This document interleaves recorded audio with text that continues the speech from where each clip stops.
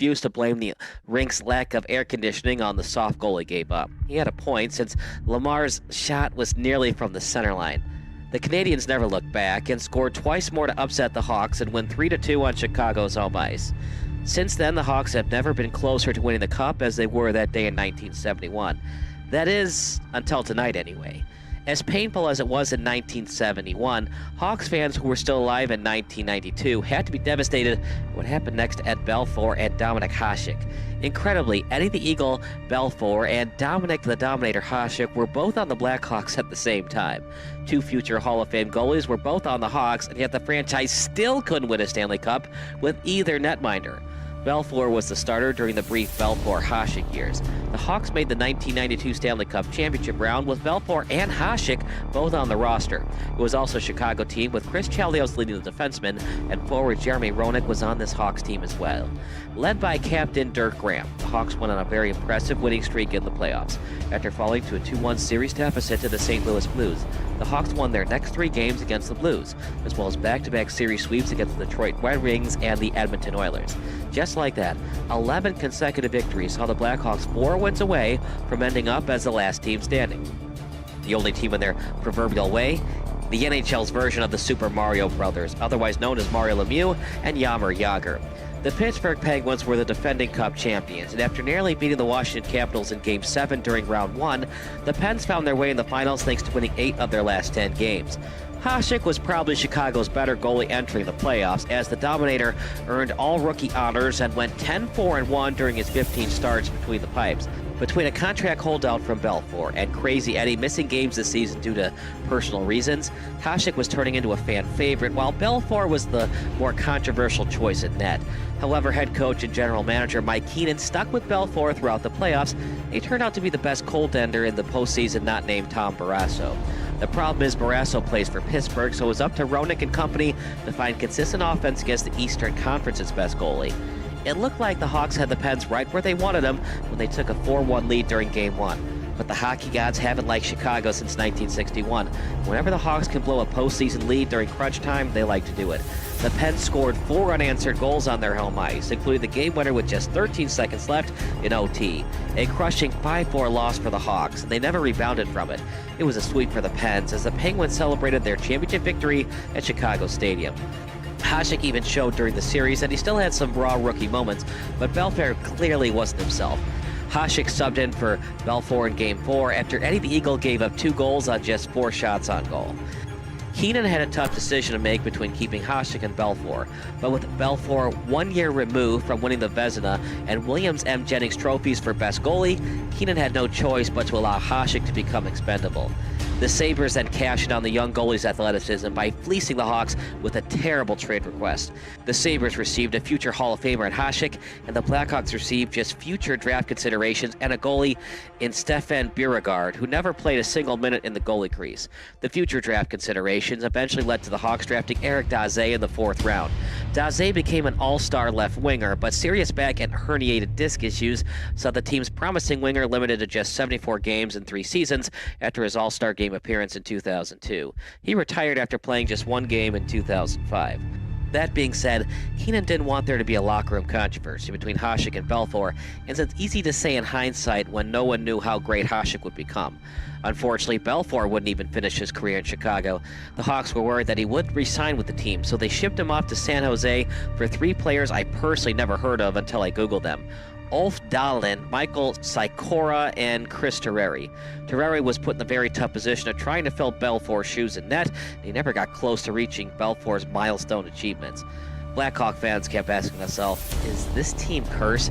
The 1999 Stanley Cup Final pitted Belfour against Hasek as the Dallas Stars took on the Buffalo Sabres. Belfour eventually won the Cup over Hasek in the series, although Hasek won more Cups than the Eagle once he began playing for the Red Wings.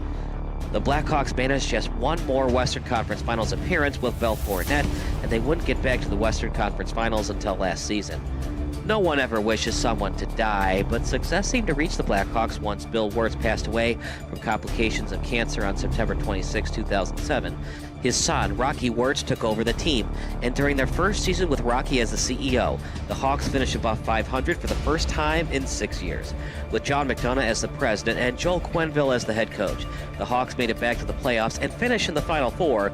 The Red Wings once again got in their way and easily took care of the Hawks 4-1 during the 2009 Western Conference Finals. Entering the 2009-10 season, the Hawks decided they need a veteran forward who could score goals and match up against their biggest rival, the Detroit Red Wings. Marian Hossa signed with the Blackhawks, giving the Hawks a formidable 1-2-3 punch on line 1 on Patrick Kane, Jonathan Taves, Marian Hossa. That is, if they ever needed to use all three guys on the power play. The Hawks were a tough team to beat in 2010, and they finished just 1 point shy of the Western Conference leading Sharks, but the Hawks were the better team in the Western Conference Finals and swept the Sharks to make it to the Stanley Cup Final. Their opponent was an unlikely one, the Philadelphia Flyers. Entering the playoffs as a 7th seed, the Flyers had little title aspirations, but after the top-seeded Capitals were stunned in round 1 to the 8th-seeded Canadiens, there was new hope in Philly. The Flyers looked dead in the water when they trailed 3-0 in the Eastern Conference semifinals, but Simon Gagne returned for Game 4, and they definitely needed him as Gagne scored in overtime to force a Game 5. Brian Boucher was excellent as the Flyers starting goalie during Game 5, but he had to leave the game early due to knee injuries. As such, Michael Layton finished off Game 5 as the Flyers' new goalie and preserved the 4-0 shutout. Layton then got the start in Game 6 as expected, and he made the most of his opportunity by being perfect through 59 minutes until the Boston Bruins scored late. It was still a 2-1 win for the Flyers, and wouldn't you know it, the Flyers had a chance to win Game 7 and come back from an insurmountable 3-0 deficit. The Bruins actually led 3-0 in Game 7 at the TD Garden in Boston, but they simply couldn't avoid a significantly embarrassing collapse. James Van Riemsdyk, who didn't score a single goal in the playoffs prior to tonight, netted a very important goal late in the first period to give his teammates new life and ending the shutout attempt. The Flyers then scored 3 more unanswered goals to win a surprising 4-3 Game 7 over the Bruins, becoming just the 3rd team in NHL history to come back from a 3-0 series deficit. In fact, this had only been done once in any other American professional sport besides hockey. The Boston Red Sox defeated the New York Yankees 4-3 during the 2004 American League Championship Series. And now the Flyers are back in the Stanley Cup Final for the first time since 1997, looking for their first championship since 1975. The 1997 Stanley Cup Final was very interesting since it pitted the Flyers against the Red Wings, with both teams being in the Eastern Time Zone. The Flyers got swept in that series, with fans questioning if the franchise made the right decision all those years ago when they traded for former #1 overall draft pick Eric Lindros. Lindros scored just once in that series against the Red Wings, and it cost the Flyers a lot just to acquire him. They sent the Quebec Nordiques 6 players, 2 first-round picks, and $15 million in cash for only Lindros. The Nordiques eventually moved to Colorado, with the future Hall of Famer in Forsberg helping the Colorado Avalanche win 2 Stanley Cup titles. What did Lindros contribute? Just 1 goal in his lone Stanley Cup final, and his constant bad luck of suffering concussions, he suffered 4 during his career in Philly, inevitably led to him being traded to the New York Rangers. In a weird twist of fate, the Rangers tried to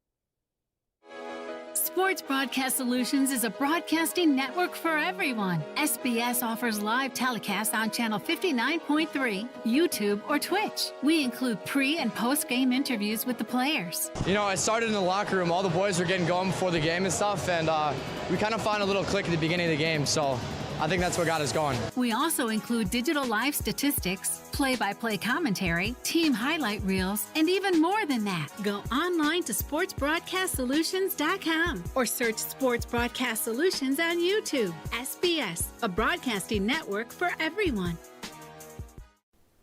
Sports Broadcast Solutions is a broadcasting network for everyone. At SBS, we offer a professional broadcasting experience for the non-professional athlete. Just like the pros, we offer everything for you. Play-by-play commentary.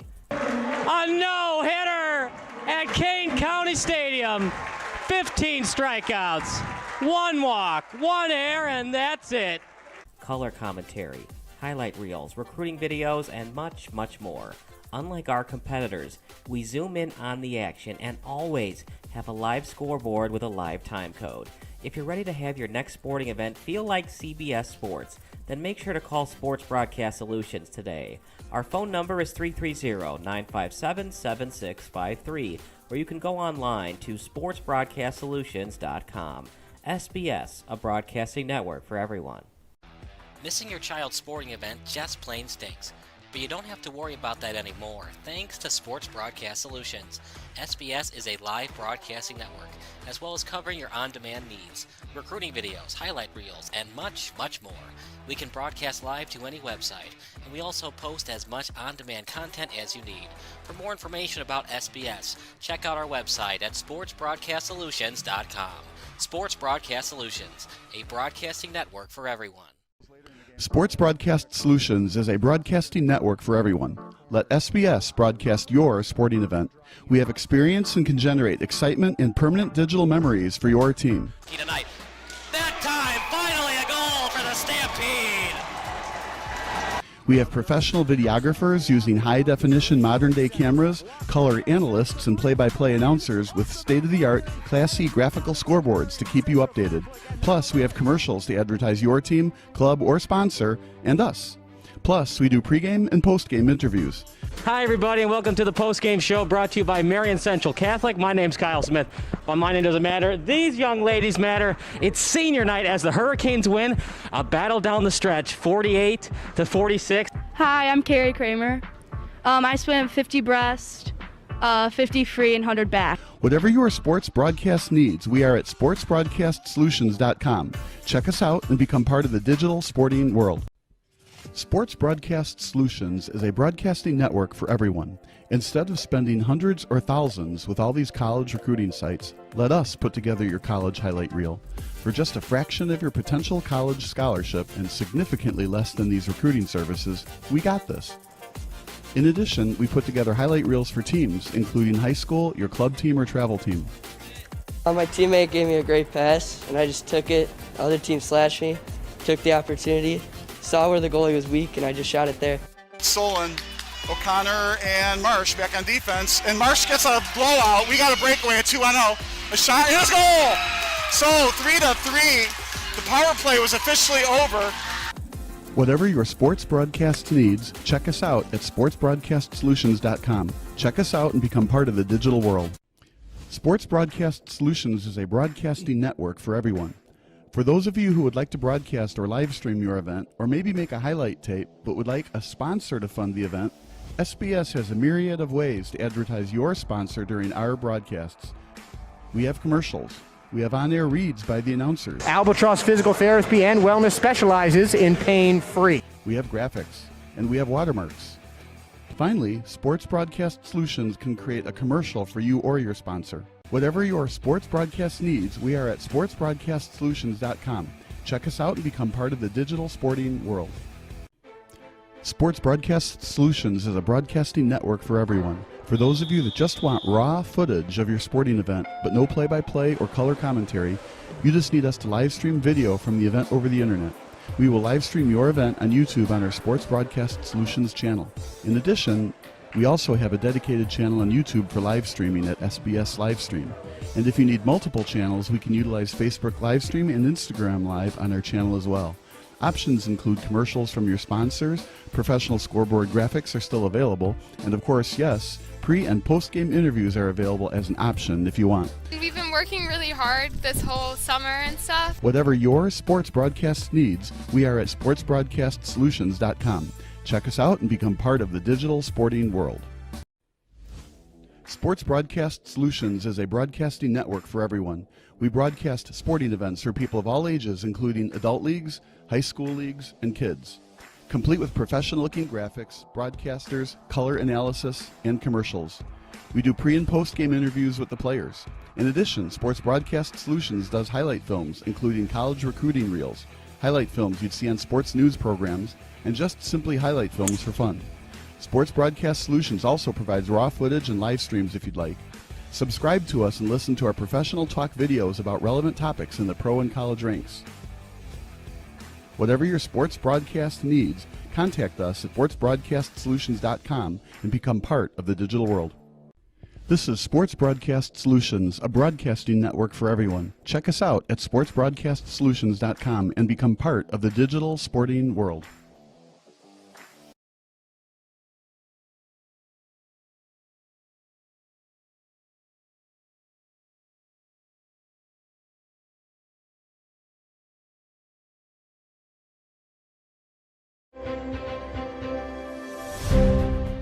To the city that invented the skyscraper, reverse the flow of a river.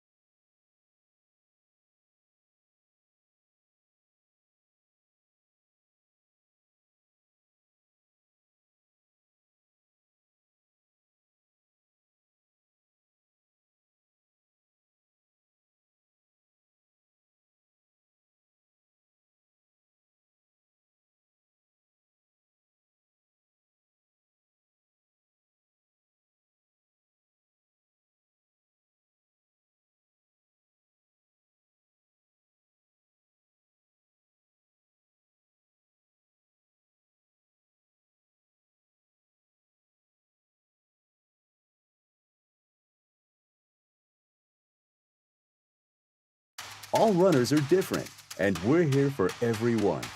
The beginners, everydayers, once-in-a-whilers, the treadmillers, track goers, and trailblazers. For every mile, marathon, stretch, and stride, we're here for gearing up and having fun. All the ways you run, all budgets, all at Academy. Have fun out there.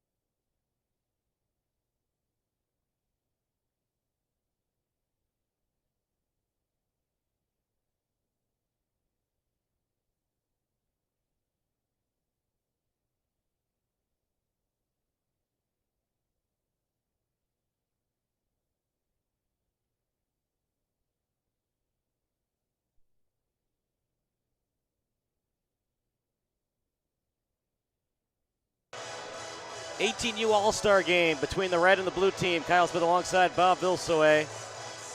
And the first two games went to overtime. Blue made a valiant comeback, but the empty netter goal by red. And if red wins this one in terms of points, the total red All-Star teams will defeat the blue All-Star teams. But in terms of wins, if blue team wins either in regulation or overtime, they will have the overall wins of the 4 All-Star games. Exactly right. That's because we're awarding a point to the team that tied in regulation, just like the NHL, right? You still get 2 points for the win, but you get a point for a tie in regulation. So right now, both teams are tied on points, so whoever wins this last game wins, blue or red overall. But we don't really care who wins. I mean, it's nice and fun, right? But this is all about showcasing your skills, playing with new teammates, networking, right? Getting seen by scouts. What a fantastic event! We're going to be we're going to be met later on with the league president, Jimmy Wright. He's going to come up. So sometime during the first period, he's going to get interviewed. Kyle's going to ask him a few questions. He'll brag about the league appropriately. This is a fantastic venue that we're playing here. The players are good. The teams have been made very even. Right, so that's why we're getting 2 overtime games in a goal apart game. Of course, with the empty net happened.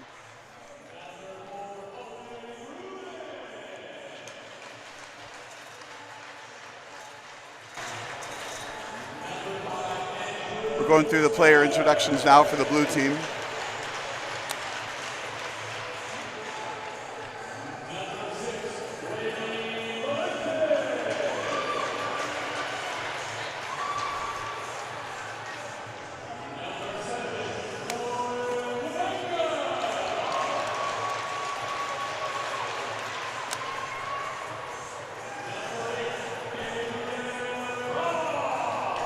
Put this in your laptop.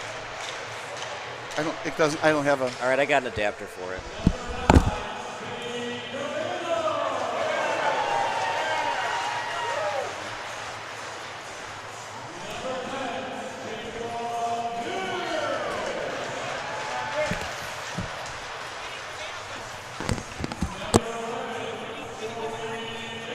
Won't this work? Wait, won't that work? Where does it?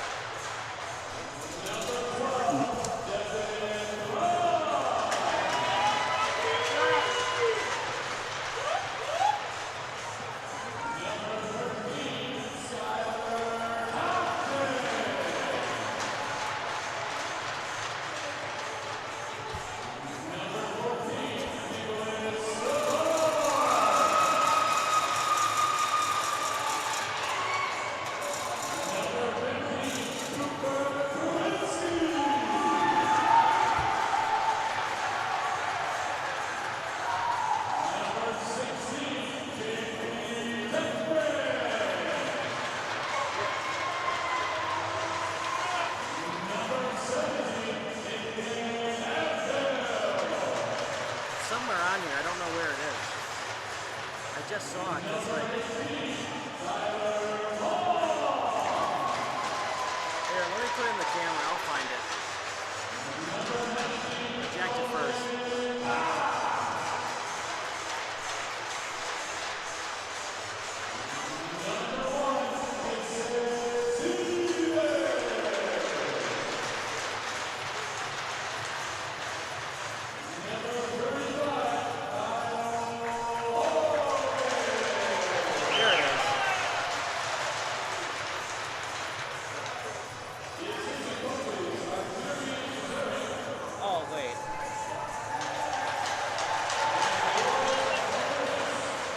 Strange how it's not popping up.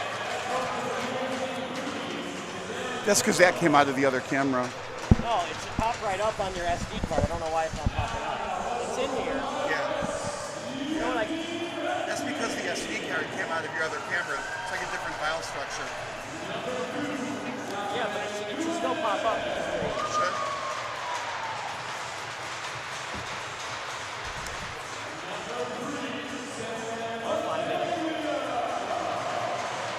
I mean, if it's there, I can find it here. Okay, we'll try again. Yeah. I don't know why I can't find it. It should be easy to find.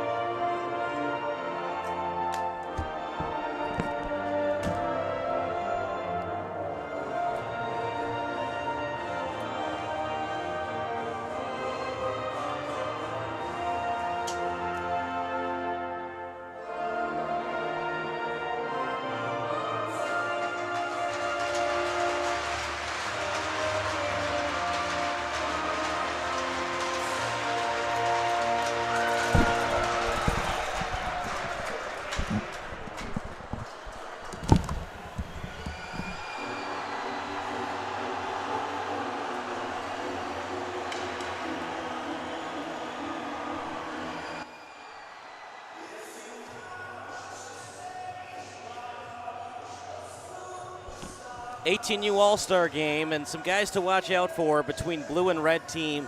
Mason Stevens and Kyle Hogan, they were pretty decent between the pipes in the playoffs. Mason Stevens struggled a little bit, 2.65 GAA. Kyle Hogan was very good at 2.02. The problem is, partner, these might be the two goalies in the entire Central States of Belmont Hockey League, and they play for red team. Cooper Dorovich, 1.44 GAA in the postseason. He had a 3-0 record. And Alex Revolta, who played in last year's 16U All-Star game, guess what his GAA was during the postseason? Let's say 1.5. 1.38. Wow, yeah. Definitely you're going to want to keep that puck as a souvenir. You're going to want to put a little plaque around it. Well, and they got to get the puck past the All-Star defense and then through him. Yeah. You just like Kyle Hogan because he's got a similar first name. And if he's the player of the game, one of the 3 stars, he'd be Hogan's hero. Oh, he would be. Or one of the 3 heroes, so Hogan's heroes. Yeah, Sergeant Schultz would be proud. All right, here we go. It's going to be blue team. They're in the home bench. They're with the Steels bench, and the away team is red. I think it's cool how these all-star games have come down to whoever wins the 18. It kind of wins the all-star series, so to speak. But we're the only ones that are thinking that way. So the face-off happened, and the red team won it.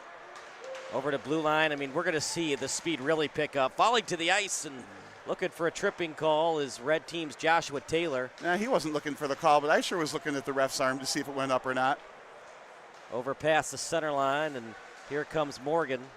Now, I was amazed at the speed, even of the 14s, and of course then the 15s were way faster than that. The 16s are bigger and stronger and faster.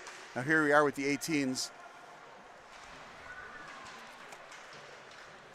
Out behind the net.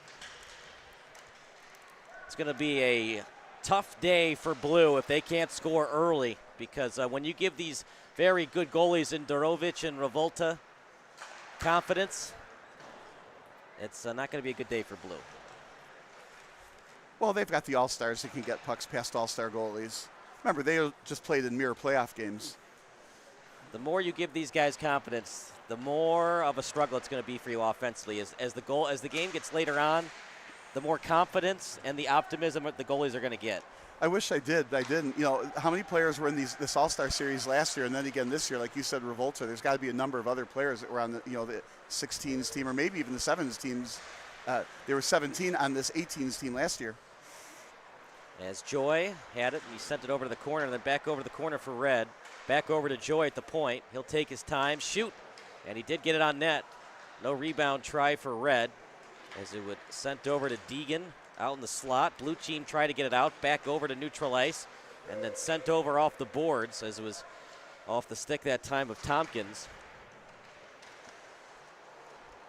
Off the boards, little pass over to the point, as he was trying to feed Speh. And then a little backhander to the corner. Yeah, what would also be interesting to see which colleges all these players are going to be playing at next year. One face-off thus far in the game, and it was won by Liam Lekoichoy of red. Then past the blue line, as it was off the stick of Gongle. And then back over behind the net. It's going to be played by Speh. Speh on the corner. Speh with a nice move. I'm looking forward to your interview with Jimmy White. Yeah, Jimmy White should be here the first 5 minutes of the first period, he said. And first 2 games went to overtime. Third one had a chance. I mean, blue team, man, they gave us quite a fight. They were down 2-0, then 3-1, then 4-2, and then 5-3. And after all that, they were down 5-4 with 45 seconds to go, and then an empty netter by red team. And that was it. The empty net ruins the fun. So we could have had a pulled goalie for 45 more seconds, but no, he has to hit the puck into the open net and ruin it for everybody. He just had to be a team player. He couldn't be a sellout. You ever seen that Dallas Stars game where the Dallas Stars guy, instead of just shooting it into the net, he tried to tap it, so he went coast to coast with it. And then as he was going to tap it past the end line, he fell down. Oh, I was thinking of a different play where he was going to tap it in instead, did a slap shot, which was kind of disrespectful, a lot of people thought, to the other team. I don't remember who did that, but there was a big to-do about that. You're going in for an empty net goal, and you do a slap shot. There's not even a goal in between you and the net. So that started let's just say bad blood. But no, this was the Dallas Star player. He fell on a divot on the ice or something. Oh, gee. And he was going to tap it in. And then the other team went coast to coast with it to tie it up with the extra attacker. Yeah, I think I remember that now. But, yeah, okay. I just watched the replay on YouTube or something.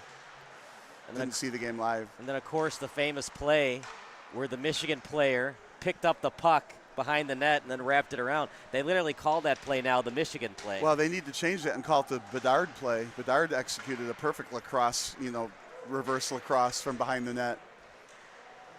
You know how hard that is to pick up the puck and then in one fluid motion do a wraparound? Well, apparently it is hard because we don't see it very often. Well, I mean, these how fast these guys are, the fastest game on ice. I mean, it's one of the fastest sports, period. And violent collisions. So this has been up and down ice. The game isn't at center ice so much, but it's definitely up and down, not necessarily physical in terms of hitting. There have been a number of shots on goal, easy saves. What do you think's tougher, playing in the National Hockey League or swimming the 500-meter in the Olympics? Oh, for my money, it would be playing on a hockey game. I mean, swimming is grueling and everything, but it's straightforward. There's no collisions, et cetera. Hockey, I mean, to my opinion, is tougher. But that's hard to compare sports in different, different types of sports. What's harder to be, a linebacker or a basketball player, Yeah. I just think about just like two of the most cardio-intensive sports. You could make the argument for hockey and swimming. And if you can be good at two of those sports in high school and college, I mean, that just shows you how much endurance you have. Past the blue line. Well, that pass was intercepted. But, again, it's, left side of us, then right side of us, left side of us. Here's a shot. That shot. And then deflected out of bounds. But it's been up and down ice. No whistles until now. Oh, here we go. As Jimmy's here for a first period report brought to you by the CSDHL, and Jimmy Wright is here in the booth with us. So nothing game. The first two games went to overtime. Third game, blue team gave us quite a fight, but just too many goals given up, including the empty netter, and red team won the third game 6-4.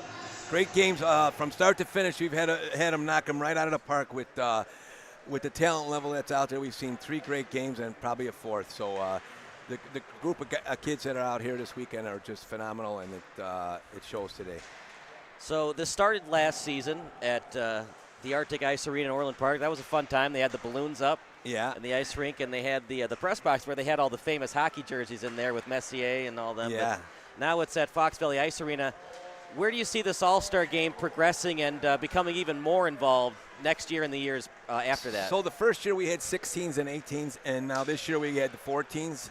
15, 16, and 18s. We'd probably like to add one more level next year, but I'd have to say that coming to Fox Valley here, we're a home of the Steel and the Cyclones. They've done a tremendous job of putting this together. There's a committee from Central States that I'd have to say thanks to Frank Benetti, the president of the Cyclones, and Nick Polis, who's the hockey director for the Vikings. But those guys did an amazing job putting this together. We couldn't have done it without them. So what do we expect from this 18U All-Star game? Who are the players to watch out for? We talked a lot about Revolta and Darovich. They both had GAAs under 1.5 in the postseason. Yeah, any kid out here today could shine. I mean, these are all good players. That's why they're on the All-Star team. But you could be from any club, from anywhere, but they're all equal and they're all pretty good. So, like in all these other games, that's why these games have been so close. Everybody's super competitive. The skills that they get all year at Central States is amazing with their coaching, and every kid out there is a special kid. And this is what it's all about, having a great event for the kids. That's all about, it's the kids. So the first game ended in a shootout, and there's a lot of controversy about how we end overtimes if we can't get a goal after a 3-on-3. How would you end it? Would you do 2-on-2? Would you do 1-on-1? Or should we stick with the shootout for double overtime? So during the season and during playoffs, excluding championship, we do the same thing, 5-on-5, and then there's a 3-on-3. Or I'm sorry, 5 minutes, 3-on-3. There is no shootout in our regular season or playoffs. We have it here today because it's fun for the kids. Right. Anything we could do to mimic the NHL or the Blackhawks, we try to do, because hey, we're all hockey fans. We watch that, and it's fun for everybody. We would never go to 2-on-2 or 1-on-1. We're not going to see D2 the Mighty Ducks where the dentist Stanson's going up against Bombay, and they're trying to hit 2 posts in the crossbar. No, but I would have liked to see like how they say it sometimes, extra innings where they go 7 rounds and see who wins. But it ended early.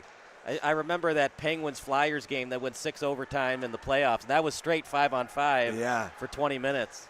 I think they'd be turning the lights off on us if we did that here. And you guys may just say, you know what, it's time to go home. Like from the movie Miracle, where the guy wants to go home, he turns off the lights, and Kurt Russell keeps saying again. Right. Yeah, no, I think this is our 4th year with overtime, and everybody we get so many compliments about how they love the overtime, and it's so exciting. You know, we've had so many, even in the playoffs, we've had, you know, every night there's 4 or 5 overtime games, and it's so exciting to get that extra point. No, the shootout is cool. It's so tough on the goalie. So like the goalie gives it up. It's not really the goalie's fault. It's a 1-on-0. Right, and actually they say during the regular season in the pros that the goalie's got more of an advantage. But you put a lot of pressure on the 2 kids that are playing goalie and the shooters, right? Right. I mean, you know, you look at the 14U game. Schoenholz, the reason they went to the shootout is he made that fabulous save post to post. Right. With 10 seconds to go in overtime. He stood on his head in that third period, and then in the overtime and in the third period, but then in the shootout he gives up 3 in a row. Yeah, but that's not his fault. It's a 1-on-0. It's all the pressure's on the goalie, right? Right.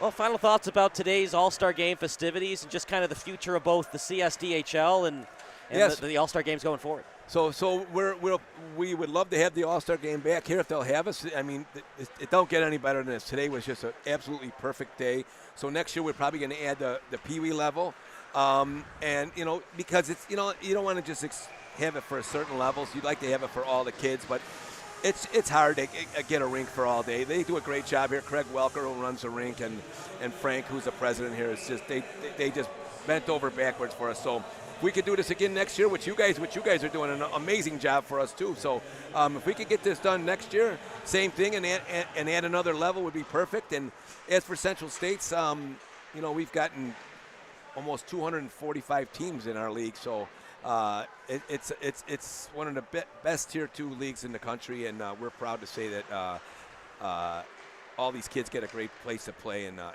chance to play for Central States. And I wouldn't be able to do any of this without the board of directors on Central States. Those guys do an amazing job all year. This is a full-time job, believe it or not. I believe it. Any chance we see the mites and squirts, or is that just too little level to have the dip? No, I would like to have them all, but I don't know if you can get them all in one day. I know I'm watching Frank down there. He looks like he's ready to drop.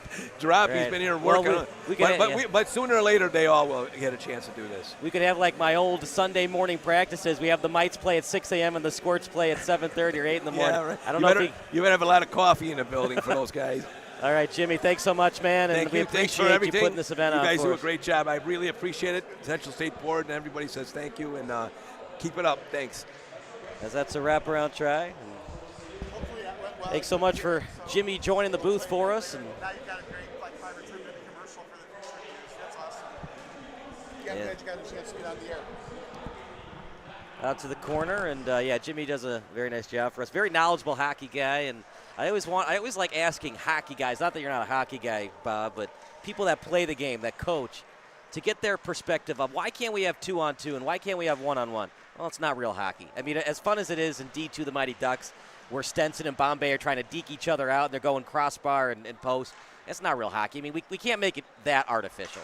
Well, I don't know. Think about this, though. It could work out. If, for example, volleyball is 6 players. They love playing 2-on-2 and then on different surfaces, sand, indoor, grass triples. So I think you could have 2-on-2, 3-on-3 hockey types of activities. The problem is ice time and ice locations are so hard to get. Yeah. I mean, do we really want to see, though, a 2-on-2, 1-on-1 overtime?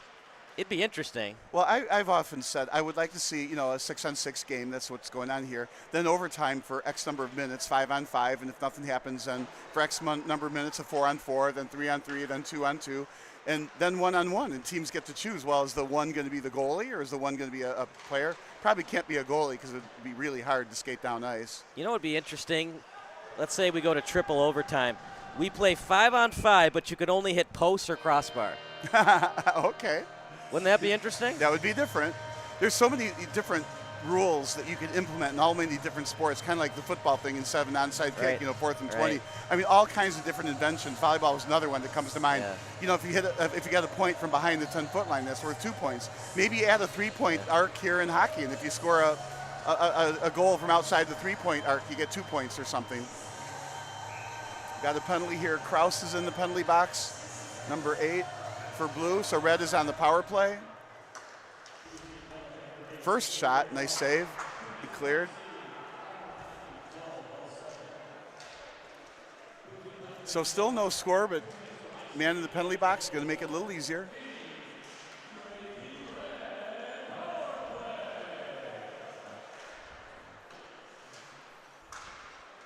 Boy, Battaglia took that all the way around from behind the net to the other side and all the way up the ice and has the puck in the forward zone.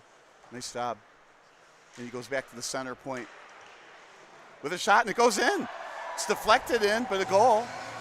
So red takes the 1-0 lead on a shot at the point from Battaglia that got deflected into the net, while Kraus comes out of the penalty box hoping nobody sees him. 1-0 lead, and penalties always kill you, right? Red team scores, and they credit it to Battaglia. Yeah, just like baseball, you don't want to walk a runner. They always come to score. Of course, you don't want to miss your extra points in football, and here you are in hockey. You get a penalty. That's when the goals happen against you. So now blue is playing uphill, down a goal. First period, 4 minutes, 17 to go.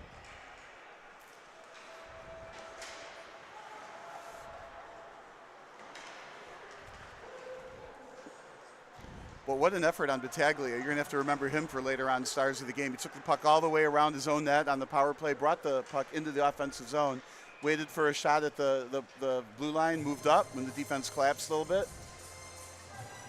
We're watching the replay there at center ice. The shot goes in. Looks like it went in perhaps off the defense. It doesn't look like it was tipped in by anybody else, so I think Battaglia should get credit for the goal there.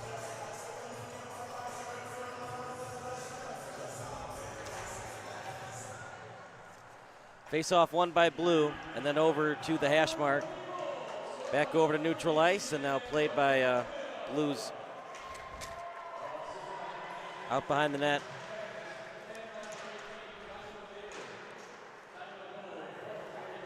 So that won't be the last goal we've seen, we don't think.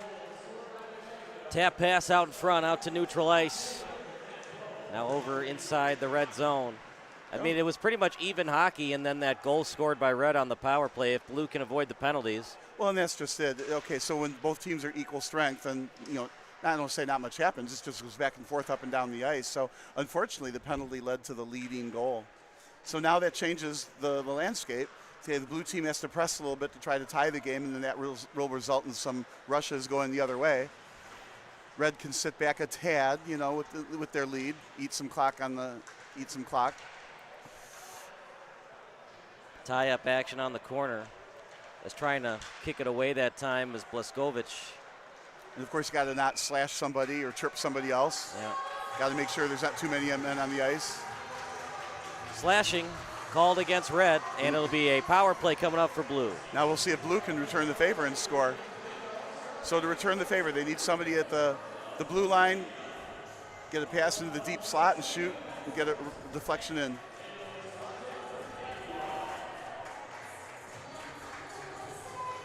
Face off on the right wing side.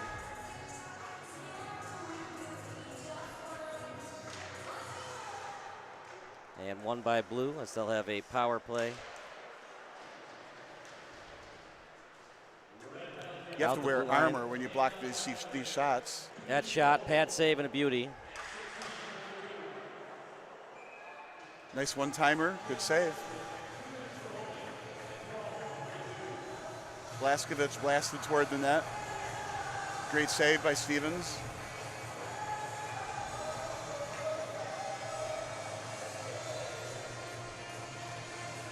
Blaskovich won the draw. Over to blue, and it's over to the face-off circle as was over to Andrew Speh.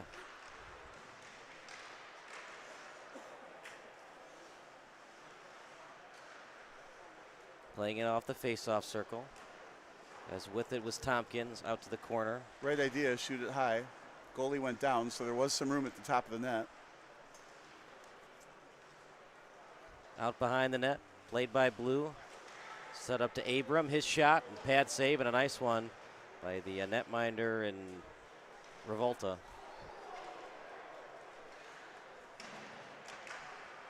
Out behind the net. As Blue team has plenty of time still remaining on their power play. That's a loose puck, and Revolta, with all that traffic in front, able to make the save. Here's a replay on it. Shot, rebound, and it went off the knee of Cox. Another try, Revolta, a nice save. As a faceoff coming up for Blue, it'll be Jacob Misch to take it. Won by Blue. And now Gabrielle Kraus trying to feed it over to the end line. Backhanded. Past the center line. Little backhanded pass over to Abrams. And then off the boards. And I mean, Blue has to show some sense of urgency right now. They only have 26 seconds remaining on the power play. Here it is. Fakes the pass, shot, he scores! Beautiful setup goal. Fakes the shot, passes over to a teammate, power play goal. I think there's an announcer's jinx somewhere in there when he said Blue had to show some sense of urgency. Yeah, just right after I said that. Excellent goal, and that makes it a 1-1 tie.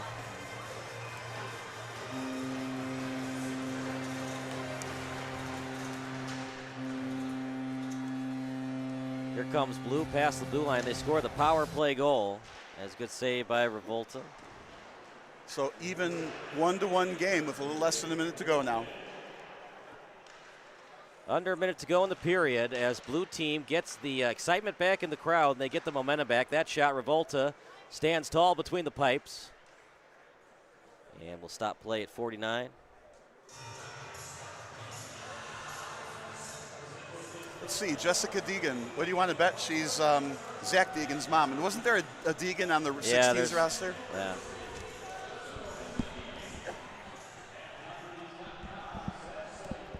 First Deegan that we talked about, Max Deegan. And now Zach Deegan. So Max, and here we go, chance for Blue. And oh, they couldn't get the shot of that. What a huge hit into the boards. And he fell into the boards, no boarding call. This was delivered by Sam Harper.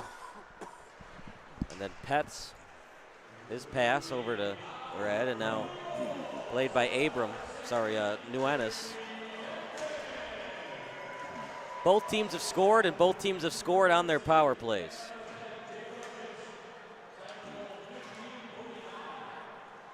Well, good job by Blue. They didn't panic. They had under 30 seconds remaining in the power play, but they set up a nice goal on the 2-on-1.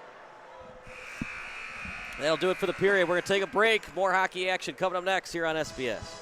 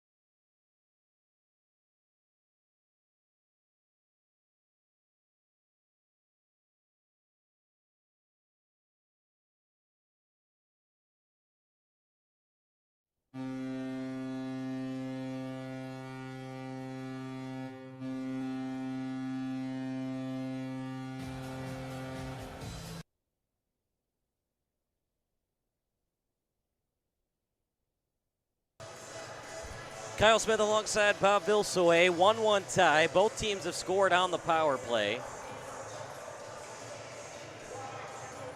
And if both teams can avoid the penalties, they'll be in good shape. Oh boy, you said that right. That's when the goals are happening. Owen Gruden for the Blue team has 2 shots on goal and won 2 out of the 3 faceoffs he's had. Blue is winning the shots on goal battle by a lot, 12-5 here.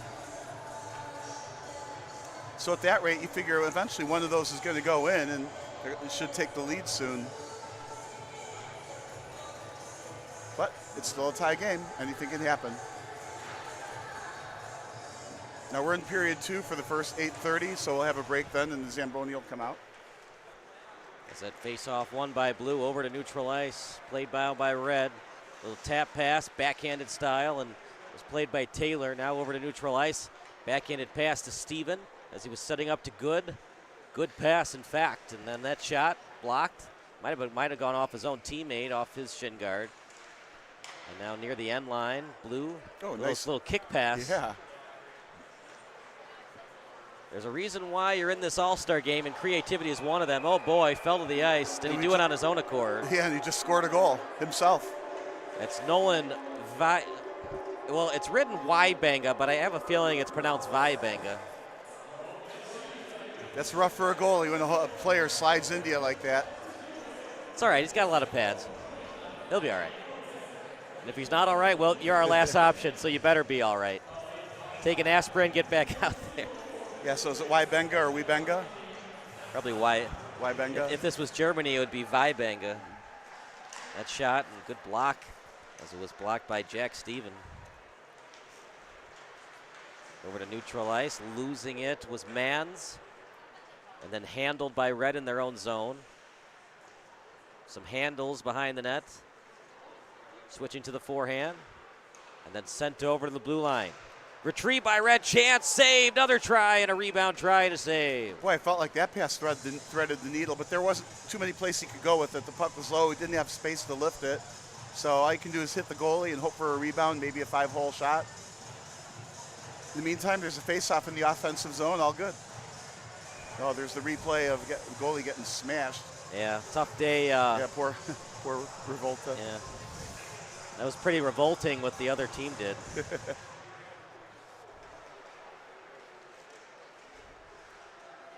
To the hash mark, sending it over behind the net as it's played by Cameron Bader.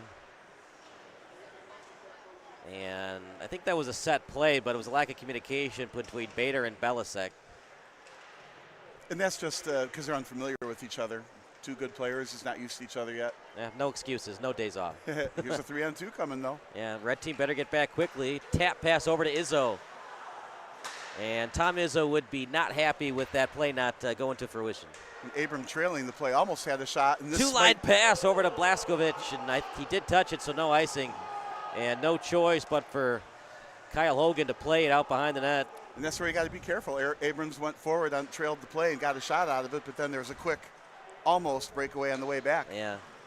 See, those are interesting plays because the defenseman doesn't expect it. He's playing at the blue line, then all of a sudden Abram with a full head of steam gets past him. He cherry picks, calls for the puck, and it's almost right on his tape for a breakaway chance. Exactly. So not only as a defenseman do you have to be fast, but you have decent peripheral eye vision. Of all the things to have in hockey, peripheral eye vision might be the most important because if you can't see that guy going past you, it's like breakaways all the time. Well, and anticipation, ooh, I like that. A fake wraparound, the goalie stayed, though, long enough to wreck the play. Got a penalty behind the play. Hand goes up. Another penalty, another goal opportunity. Nobody scored with regulation, yeah. 5-on-5, even strength. Right. This potential penalty is brought to you by Beef Shack. So and they're showing the loop button like there might be something wrong with the clock.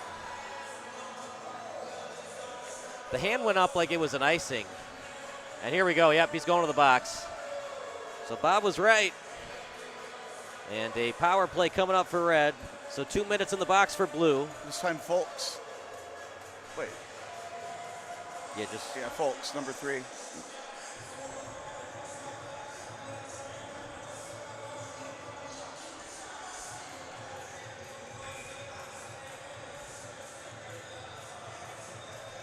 Almost looks like Folks, not Folks. There's a W in there. So golden opportunity right now for Red. Let's see what they do with it.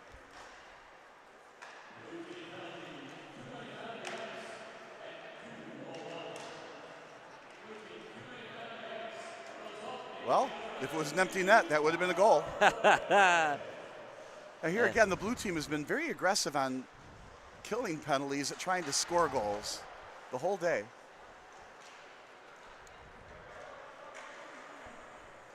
Two on two now for Red. Shot blocked. Chance!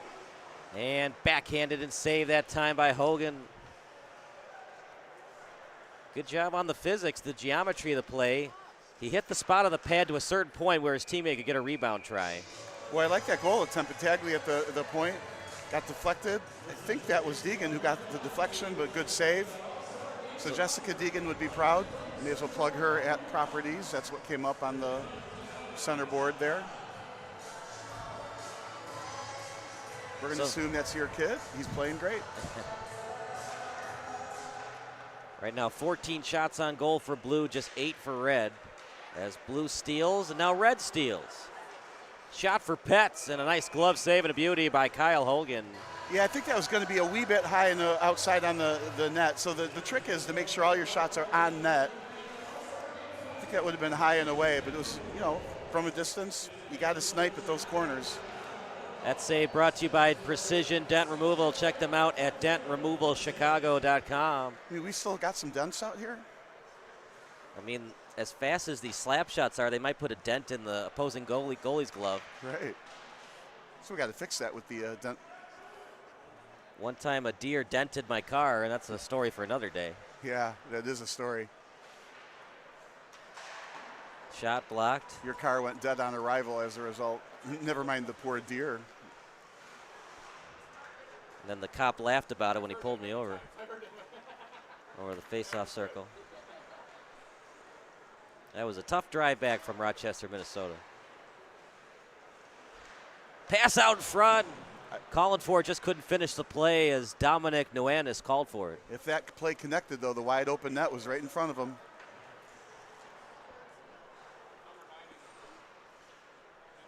Just seems like every time a team gives up a penalty, it just makes it so tough for their defense, their penalty kill unit to score. And there we go again, another try. Shot, rebound try, another beautiful save by Hogan. Wouldn't have mattered anyways, net fell off.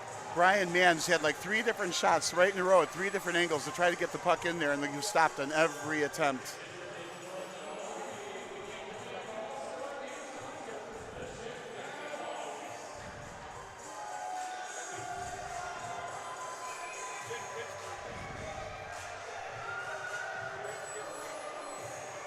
So we're back to even strength hockey. So finally a penalty and no damage.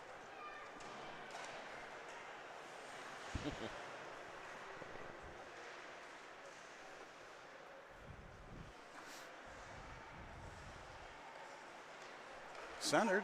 Yeah, that shot wide.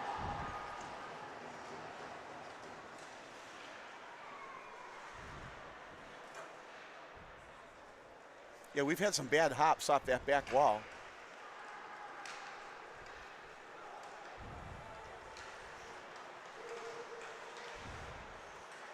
Over to the boards. Flipped up in the air.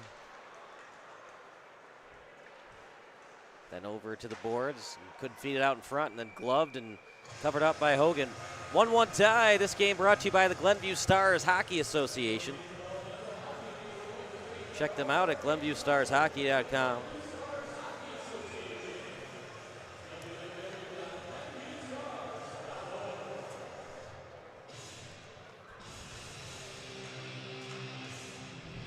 Apologize, GlenviewStars.org is the website. That shot, good job. That almost went off the mask of Hogan. It was very high on his chest protector. Glenview Stars Hockey Association sends out a shout out to Luke Radel from our Bantam Majors team. Congrats on making the CSDHL All-Star team. We're so proud of you, and thank you for being a star. I get it. It's a pun. Well played. That was well played, and there wasn't quotes this time. That shot. See, that's what I was confused about. He put quotes about it, so I thought it was like he was being facetious. But then, like, they're called the Stars. So what he should have done is he should have made it bold and italic. I think I would have gotten the pun easier. But then again, I have a Marquette, not a Harvard education. So the guy who wrote it might have a Yale education. He expected more out of me. That was well written and certainly well read. Uh-oh, here's trouble. Oh, no, the puck bounced funny, and that was the end of that. But don't shoot him. He's just the messenger, right? 3-on-2 now for Red. Out front, shot, glove saving a beauty. They might need to go blocker, buddy, because Hogan is pretty darn good on that glove. I was thinking that exact same thing. If it hit it low, there was a rebound that could have been given up, and it was going to be an easy goal. But he shot it high and caught it with the glove, and there was obviously no rebound as a result. So excellent rebound control by the goalie, but I think to your point, the shot needed to hit the pads. Face-off won by Blue. We will have overtime if we're tied after 3 periods. Gruden leading the blue team with 3 shots now. Tompkins with 2. We've seen a lot of famous football coaches' last names today. Madden and Gruden. A lot of good passes. Tic-tac-toe action. No-look shot. Couldn't get it on net. After all that, it goes for naught. Yeah, I like those passes, though. And Revolta didn't like it, so he just passed it over, past his teammates. Meanwhile, Red would love to get it out quickly. Revolta, it's in his net. Are you kidding me? Exactly what I was talking about earlier. We've had some crazy bounces off the back wall. In this case, bounced off the back wall high and hit the goalie in the back and dribbled into the net. Go figure. That is the definition of a garbage goal. I just don't like the term. But yeah, it was, I guess you could say it's kind of a random goal, not something you really, I don't want to say earned, but here's the replay, the shot. Goes off the back wall, hits the goalie, it looks like in the back of the arm, and goes in. I might send that to SportsCenter for an SC top 10 play. Right, that would be a good one. You know, we had a top 10 play earlier when the goalie sprawled out. We've got the highlight already up on, what was it, Facebook or on Twitter, right? And then the wraparound hit the post instead of went in the net. But I like this one. That's a first for me. I've never seen that before. I admit the same thing. I mean, Revolta, he just shook his head and was like, are you kidding me as well? But you know what they say, it doesn't matter how you give them up, it's still your fault, right? Well, right, I was thinking that on that play where the puck got shot off the back wall, he was looking for, well, he got too far outside the pipes and it hit him on the back of the arm and went in. Yeah, turn your back immediately to make sure it doesn't go off your shoulder pad into the net. But no, that I was just kidding. That's not really his fault. It was just crazy. But yeah, I mean, as a goalie, you try to do everything you can to avoid giving up goals. And another one. A wonderful one-time pass that just got through. Well, we talked about our team's going to score even strength. We finally have our answer, and that's the first real goal. The one previous one, that was just a crazy carom off Revolt into the net, but that time that was well earned by Blue. 3-1 lead and a big-time goal as we get close to the Zamboni. Right, translates to a 2-goal lead now, getting 1 minute away from when the Zamboni comes out. Now, that's a good time to make adjustments for the Red team. Arguably, you know, they may need to make adjustments. On the other hand, I mean, when you get a crazy goal like that, are they really not playing well? Do they need to adjust anything? But whatever, they're going to have to get 2 goals to get back in this game if we're going to see another overtime. And, of course, we all know we want to see another overtime. I think there's some players hosting this All-Star event that might want a regulation win. 2-on-1. What a great look at that pass. Chance shot. Oh, wow, Revolta. I thought that was going in the net. Yeah, I liked his the shot where he's back towards the glove side while he was skating toward the blocker side. It looked like it got out of the blue line there. That was referee kept said in well no. by Karinsky. This will be icing probably. Nope, the goalie's going to touch it. Got waved off.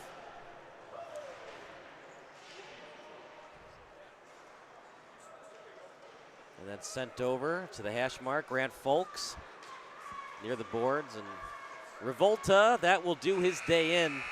It'll be up to his backup in Cooper Dorovic to help his team come back. They're down 2 goals. We go to the Zamboni with Blue Team in full control thus far. You're watching Blue Team against Red Team here on SBS, the broadcasting network thus far.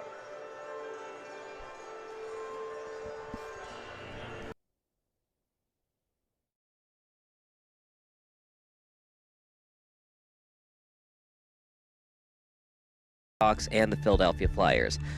They'll still have to win a Game 7 in Chicago. It's a 3-3 tie in the first overtime, meaning this has been a moderate offensive explosion with some decent defense and goaltending squeeze in between this hockey contest. This is a huge game for Blackhawks fans, as their favorite hockey team has been a laughingstock in the Western Conference for most of the previous decade. For the Flyers, they're looking to bring back Stanley Cup glory to the city of brotherly love for the first time since the 1970s. To truly understand the importance of what happens next, we need to hit that left button on the VCR. In other words, we need to rewind.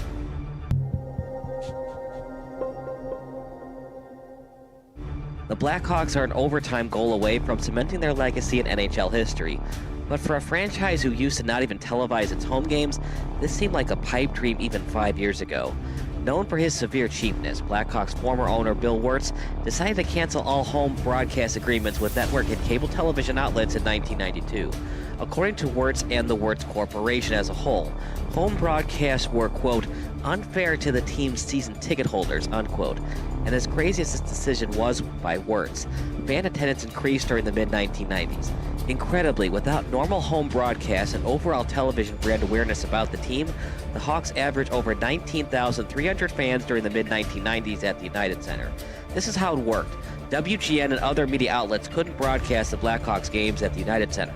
But if a national broadcasting network such as ESPN decided to telecast the game, a Blackhawk fan could purchase HawkVision, a subscription network worth $29.99 per month. Then you could watch the ESPN broadcast of Blackhawks vs. Red Wings at the United Center on normal cable television. It was pretty confusing, to be sure, and as you know, the internet wasn't big back then. If you were a big hockey fan and wanted to know about the Blackhawks, you either had to go to the game or wait for the hockey highlight on SportsCenter. Even then, hockey coverage wasn't big on ESPN, so it was in your best interest to purchase a ticket at the UC. So the fans kept supporting the Blackhawks even though they couldn't watch their favorite team on TV. However, the product on the ice wasn't so great. As if it were a curse from the hockey gods, the Hawks kept finding different ways to choke in the playoffs. An original six team, the Hawks were at one time the second most cursed original six franchise. The New York Rangers went titleless from 1940 until 1994, and the Hawks now find themselves in the same place as the Toronto Maple Leafs. The Maple Leafs and the Hawks have not hoisted Lord Stanley's Cup since the 1960s decade. For the Hawks, it's been even worse. They haven't won it all since 1961, and before that, Chicago went 23 years without hoisting the Cup. The Maple Leafs have been a borderline disaster since 1967, but at least the Leafs were a dynasty in the 60s. The Hawks were lucky to even win the 1961 Stanley Cup. So yeah, the Hawks have pretty much been mediocre or worse since 1961. However, there were moments when the franchise seemed destined for championship glory. The worst moment for Chicago hockey fans was the 1971 Stanley Cup Final against the hated Montreal Canadiens. Without air conditioning at Old Chicago Stadium, the Hawks were the home team during Game 7 of the Finals against the Canadiens. Jumping out to an early 2-0 lead, legendary netminder Tony Esposito couldn't stop Jacques Lamar's 60-foot-away snapshot, giving the Canadiens their first goal of the contest.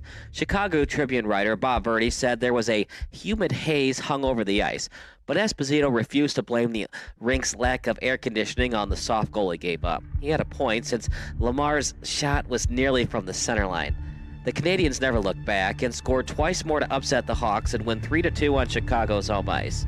Since then, the Hawks have never been closer to winning the Cup as they were that day in 1971. That is, until tonight anyway. As painful as it was in 1971, Hawks fans who were still alive in 1992 had to be devastated at what happened next to Ed Belfour and Dominik Hasek. Incredibly, Eddie the Eagle Belfour and Dominik the Dominator Hasek were both on the Blackhawks at the same time. Two future Hall of Fame goalies were both on the Hawks, and yet the franchise still couldn't win a Stanley Cup with either netminder.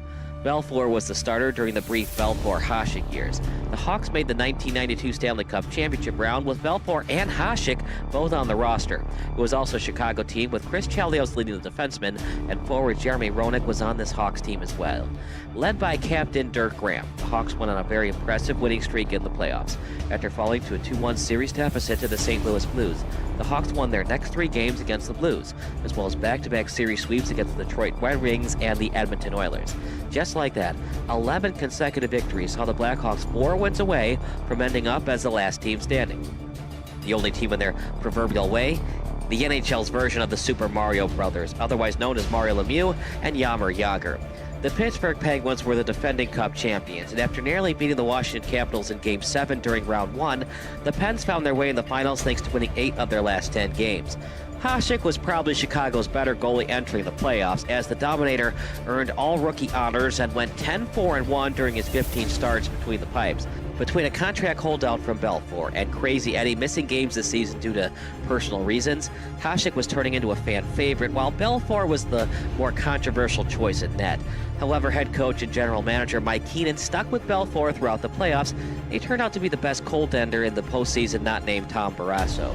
The problem is Barrasso plays for Pittsburgh, so it was up to Roenick and company to find consistent offense against the Eastern Conference's best goalie. It looked like the Hawks had the Pens right where they wanted them when they took a 4-1 lead during Game 1. But the hockey gods haven't liked Chicago since 1961. Whenever the Hawks can blow a postseason lead during crunch time, they like to do it. The Pens scored 4 unanswered goals on their home ice, including the game winner with just 13 seconds left in OT. A crushing 5-4 loss for the Hawks, and they never rebounded from it. It was a sweep for the Pens as the Penguins celebrated their championship victory at Chicago Stadium. Hasek even showed during the series that he still had some raw rookie moments, but Belfour clearly wasn't himself. Hasek subbed in for Belfour in Game 4 after Eddie the Eagle gave up 2 goals on just 4 shots on goal. Keenan had a tough decision to make between keeping Hasek and Belfour, but with Belfour 1 year removed from winning the Vezina and Williams M. Jennings trophies for best goalie, Keenan had no choice but to allow Hasek to become expendable. The Sabres then cashed in on the young goalie's athleticism by fleecing the Hawks with a terrible trade request. The Sabres received a future Hall of Famer in Hasek, and the Blackhawks received just future draft considerations and a goalie in Stefan Beauregard, who never played a single minute in the goalie crease. The future draft considerations eventually led to the Hawks drafting Eric Daze in the 4th round. Daze became an all-star left winger, but serious back and herniated disc issues saw the team's promising winger limited to just 74 games in 3 seasons after his all-star game appearance in 2002.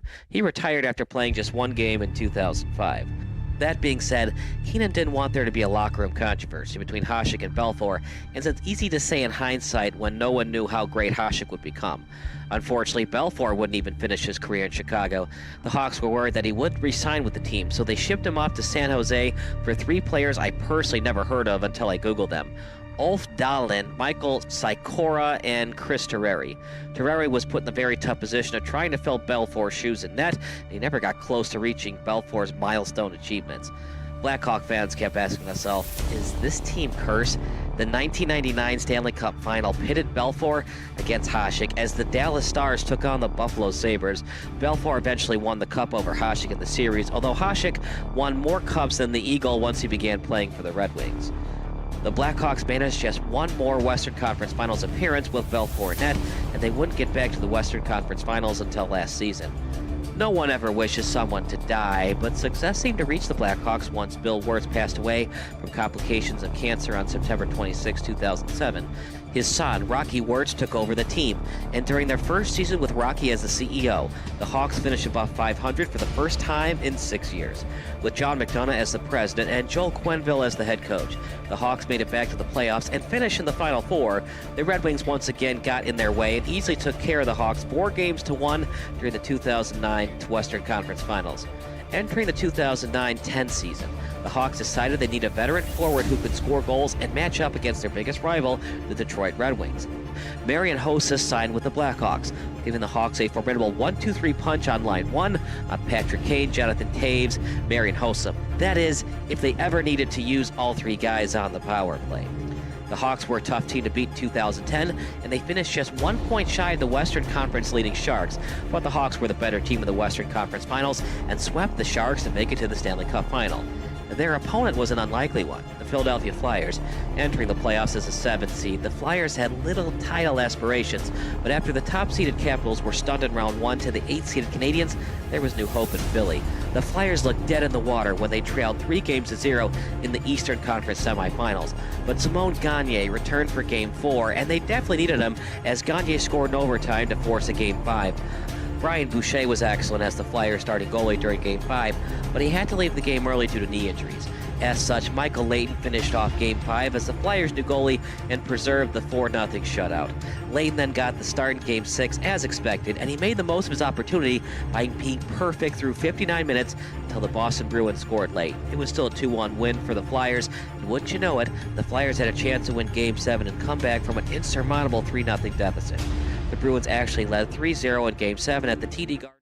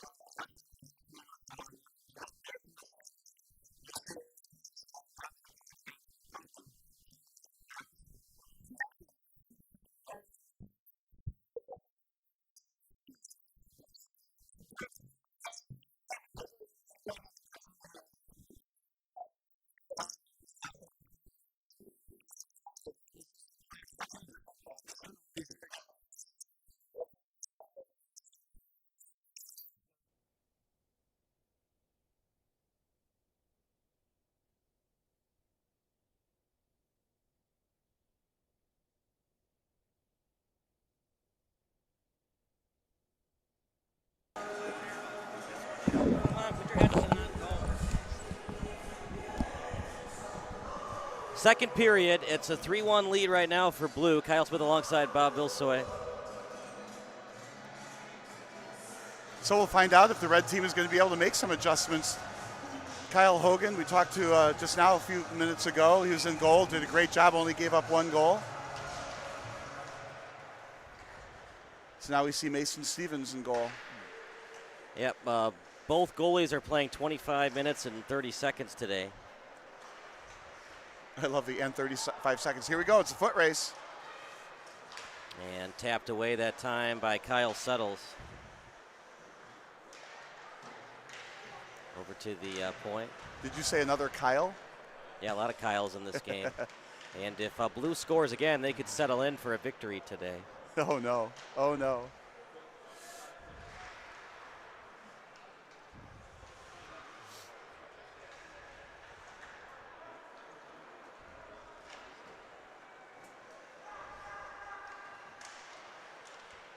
Over to the blue line, and that should be a trip. Oh boy, there it is. Okay.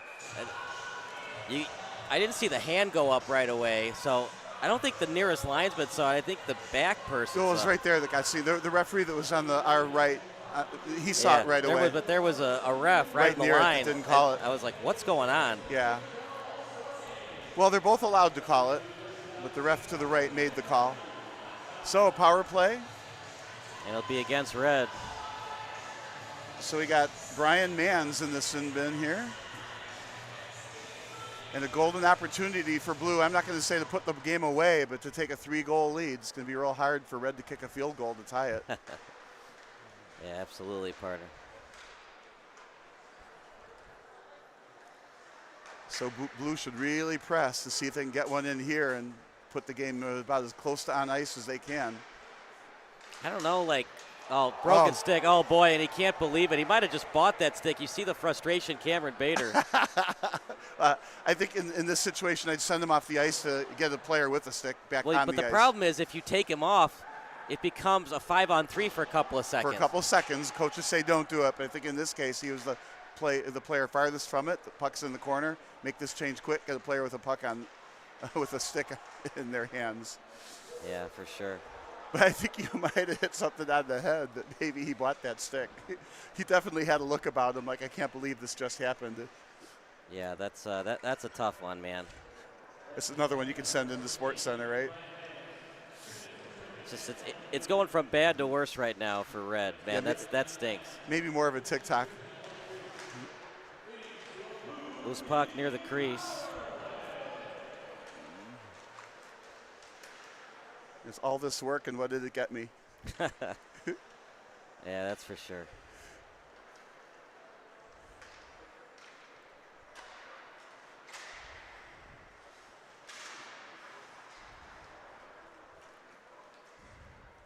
Well, 26 seconds left on this penalty. Not a whole lot of fireworks on the penalty, but Blue regrouping.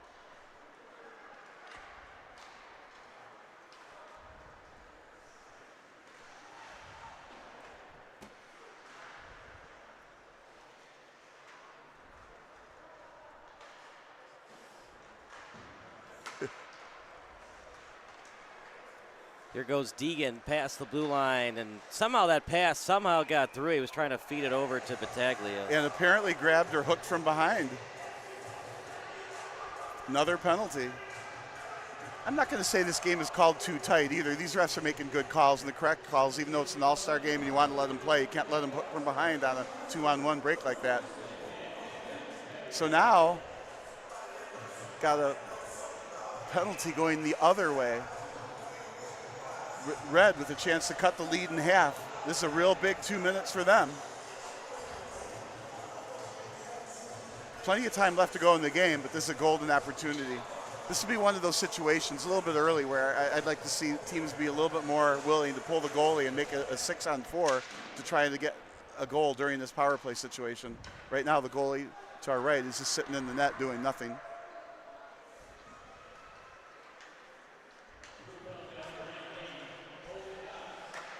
Cross ice pass. As that shot. Let's do that again. Practice makes perfect. Easy save, got to face off to the side.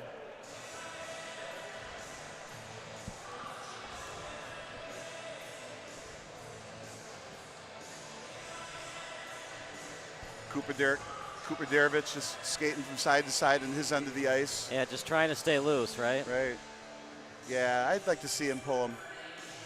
Pull him? Pull him. Minute 36 to go.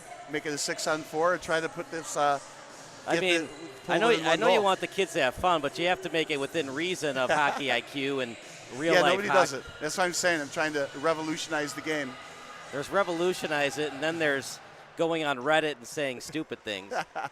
Are you a Reddit conspiracy guy? Absolutely not. That shot blocked. I mean, that's. I might have some conspiracies in mind, but not. I don't post them on Reddit. I keep my conspiracy theories to myself. You know, like the driver in JFK's car turning around and shooting JFK. Those like conspiracies I don't talk about.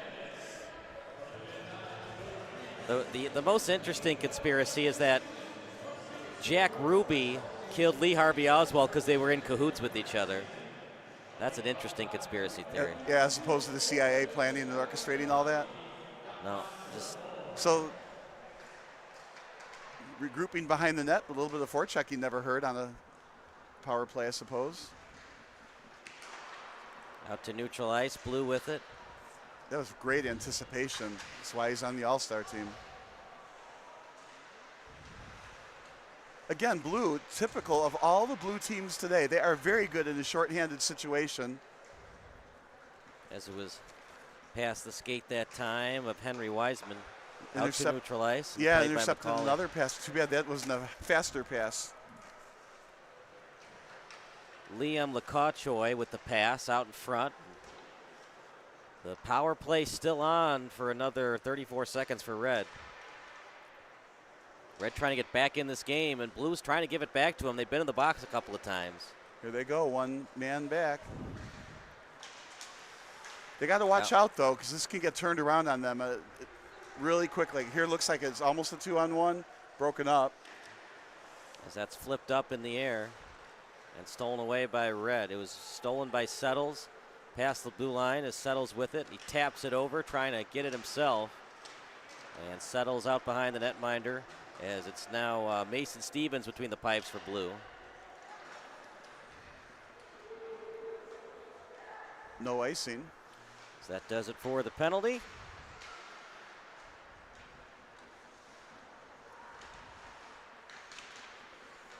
Back to even strength hockey. Tapped over, and Blue team tried to pass it in, and they do. And that's not good for the Red team. They needed to score in that power play. Chance for Blue. Shot. Ooh, one off the side of the net. Didn't miss by much. Stolen by Blue. Out front. Shot. I think that went in. Nope, crossbar. I don't know about that. I think it went inside the crossbar and hit net. Well, that's how you go and look at it later. We're going to see a replay, I'm sure, on that. But no, I think it hit the crossbar, but wow. How close was that? So thus far, for Blue team, Cooper Karinsky has 2 of the 3 goals. Might be our SBS player of the game. I don't know what it is about Blue team. They're technically the home team, and they played like it. It seems like some home ice advantage for Blue team as they almost won all 4 games. That's one way to put it. That's true. But at the same time, Red team had their opportunities. 2 of the 3 games went to OT, and they just couldn't get it done. Slap shot. And if it weren't for that mistake by Bairstow in the 16U game, that could have gone to overtime, and Blue could have won that one. Well, they've still done a fabulous job putting these teams together. I mean, when you get 4 all-star teams put together and 2 of them go to overtime, that means you're making even teams. Off the skate, Red steals. Swing and a miss, and great job poking it away and getting a piece of it, Nathan Halfhill. Yeah, talk about back checking, huh? Over to the corner.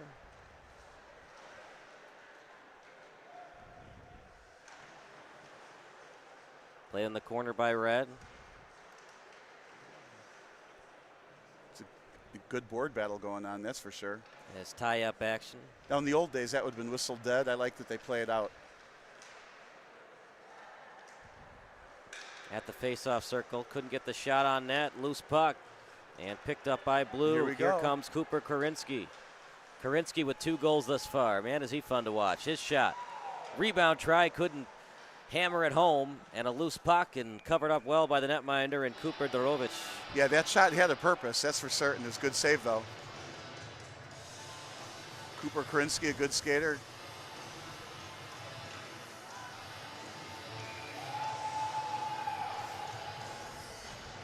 And a beautiful dog.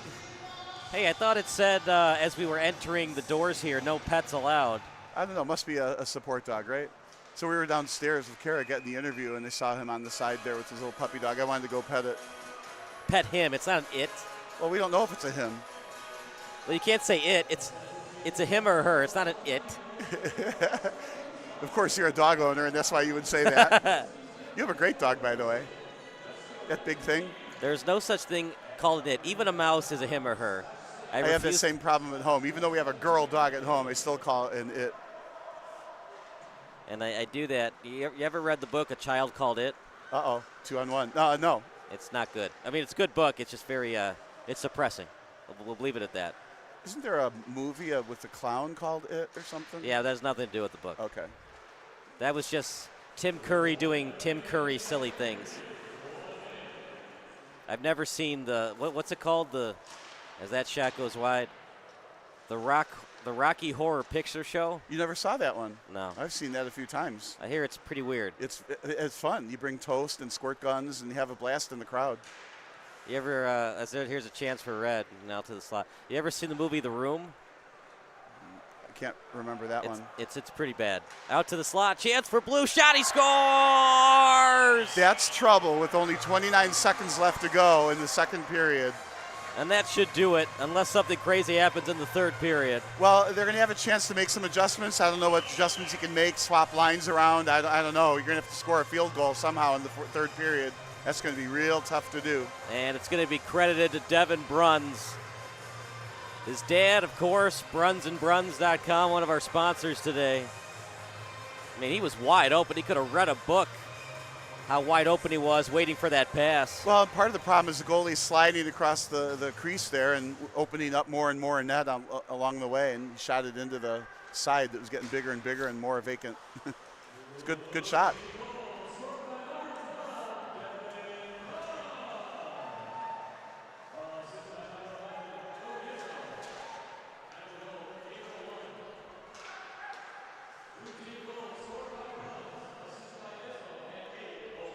And blue team wisely are just going to skate it all the way to their own end to waste time.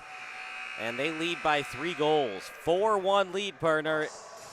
It's doomsday right now for Red. Yeah, so let's make this assumption, right? So the blue team won the first 2, the red team won the third one. It looks like Blue's going to win this one, so Blue's going to win 3 out of 4 of these games so far. I mean, anything can happen with 17 minutes to go, of course. Yeah. Well, we'll take a quick break. Third period of action coming up next here on SBS, the broadcasting network for everyone.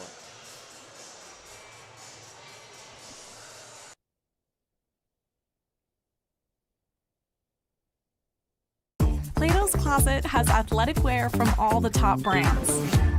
Joggers, anyone? Our prices will get you moving, and we'll pay cash for your stuff. Buy and sell right here at Plato's Closet.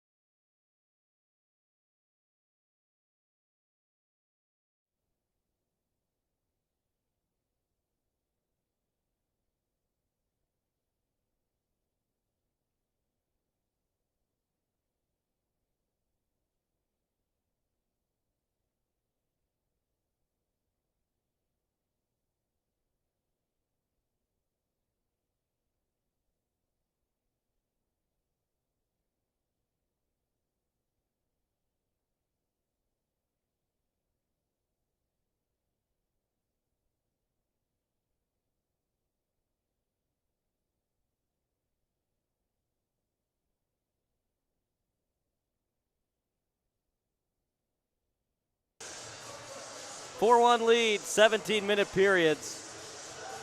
It just doesn't feel like it's Reds' day in terms of the 18U championship. I mean, the 18U All-Star game. Yeah, I mean, 4-1. That's obviously the most lopsided score we've seen. Nobody's had a 3-goal lead that I can recall during the day. So 2 goals right now for Karinsky, 1 for Wybanga and 1 for Vaughn. I like the cameraman finding the breakdancers in the crowd.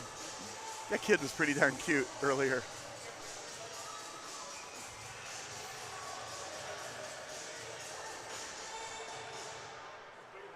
As it's a face-off won by Blue. A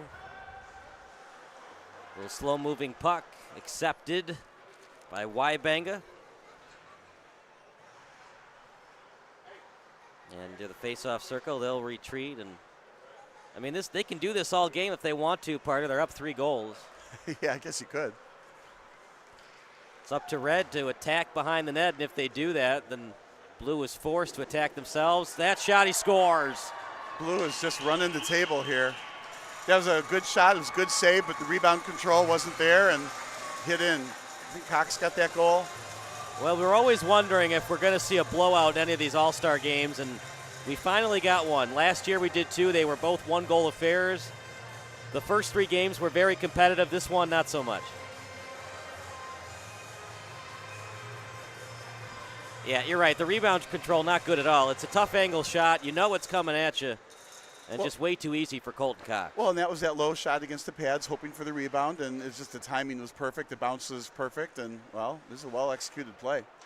Yeah, anytime you give up 5 goals in a game, doesn't say a lot about how good your goalies were. Well, I still like to blame defenses before I blame the goalies. Yeah, it's a team game. It's a team loss. You win as a team, you lose as a team. Yeah, the way you said it sounded so cliche, but I do think the defenders have a yeah, all right.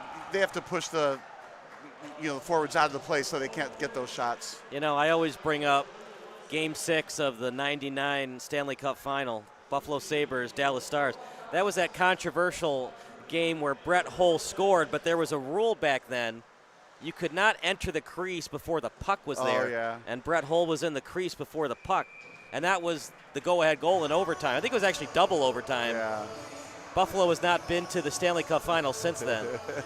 Oh, no. So now we have a Brett Hull curse? Yeah. Anyways, I bring that up because a lot of Buffalo Sabre fans blew unfair, blah, blah, blah. We should have played on. But at the same time, you win as a team, you lose a team. There were things you could have done better to not be in that spot in the first place. Right. We like to blame referees for bad calls, but the reality is they made one bad call. If they even made that bad call, then we made like 30 dumb plays along the way. Now, there are things like the Sacramento Kings against the LA Lakers. There were a lot of controversial calls made in Game 6 of that Western Conference Finals. Well, that's you're talking the WNBA, which is just like the NBA. The NBA, which is just like the WWE. Right. If it's a bunch of mistakes made by the refs, then you can start to make the argument the refs influenced that game. Yeah, start. But when it's one call, look, Don Deckinger didn't help out the St. Louis Cardinals in Game 6. That's just one call. But there are a lot of things that the Cardinals could have done to not even be in that spot in the first place.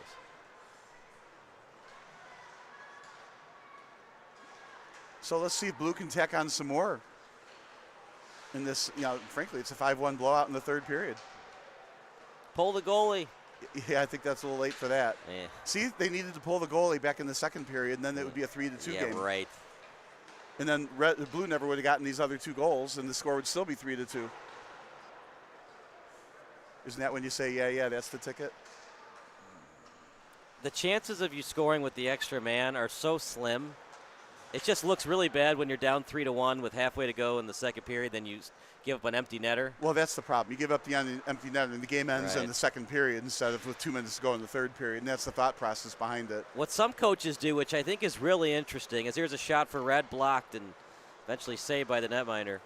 What some coaches like to do is with under 10 seconds to go in the period and the face-off deep at the other end of the ice, they pull the netminder, and you have the extra man on the face-off. Right. It's very risky, but you can almost understand why they do it sometimes. I get that. Remember, I'm the aggressive coach that wants to change the game a bit.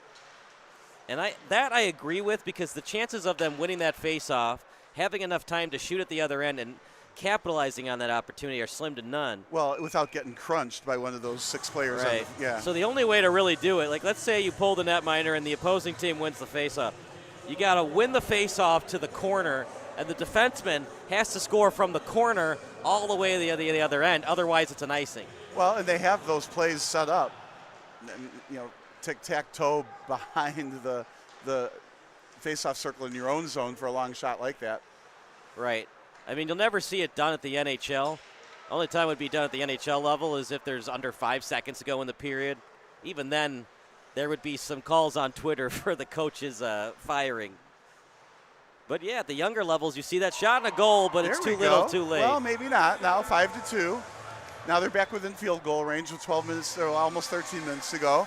So you got to score, 3 goals in 12, let's say 12 minutes. So you got to get a goal every 4 minutes, including maybe a power, where you pull a goalie. The key is to get it to a 1-goal deficit Right. with under 2 minutes to go. Then Right. anything can happen. And that's what they're talking about. So they got to score 2 goals, let's say, within 10 minutes. You can get a goal every 5 minutes. I mean, that shot went in. Why not? It was a beautiful shot, nonetheless, by Lonnie Land. This makes it a little bit more exciting.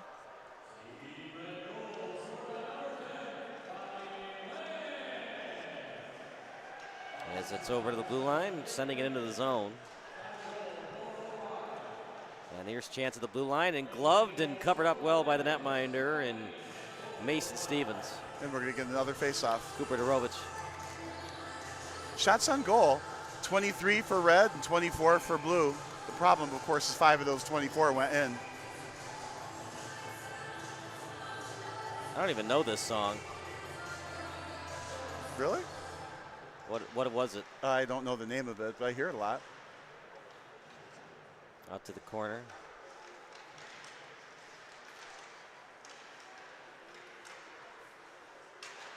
Well, if you're red team, you got to score in the next 3 to 5 minutes to make things interesting. I think that was a Dua Lipa song. I don't know the name of it. That's probably why I don't hate Dua Lipa. I just don't know her stuff that well. No, she's got lots of stuff to know. Man's with it. That shot. Tried to go 5-hole, and the opposing netminder and Mason Stevens said, I don't think so.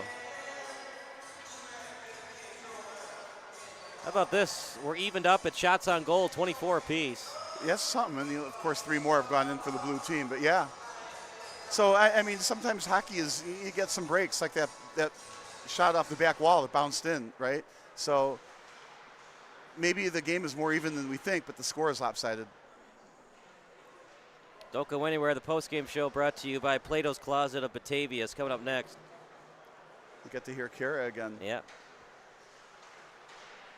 One of the best in the business. Yeah, we like it. Yeah, we like it when she does interviews for us.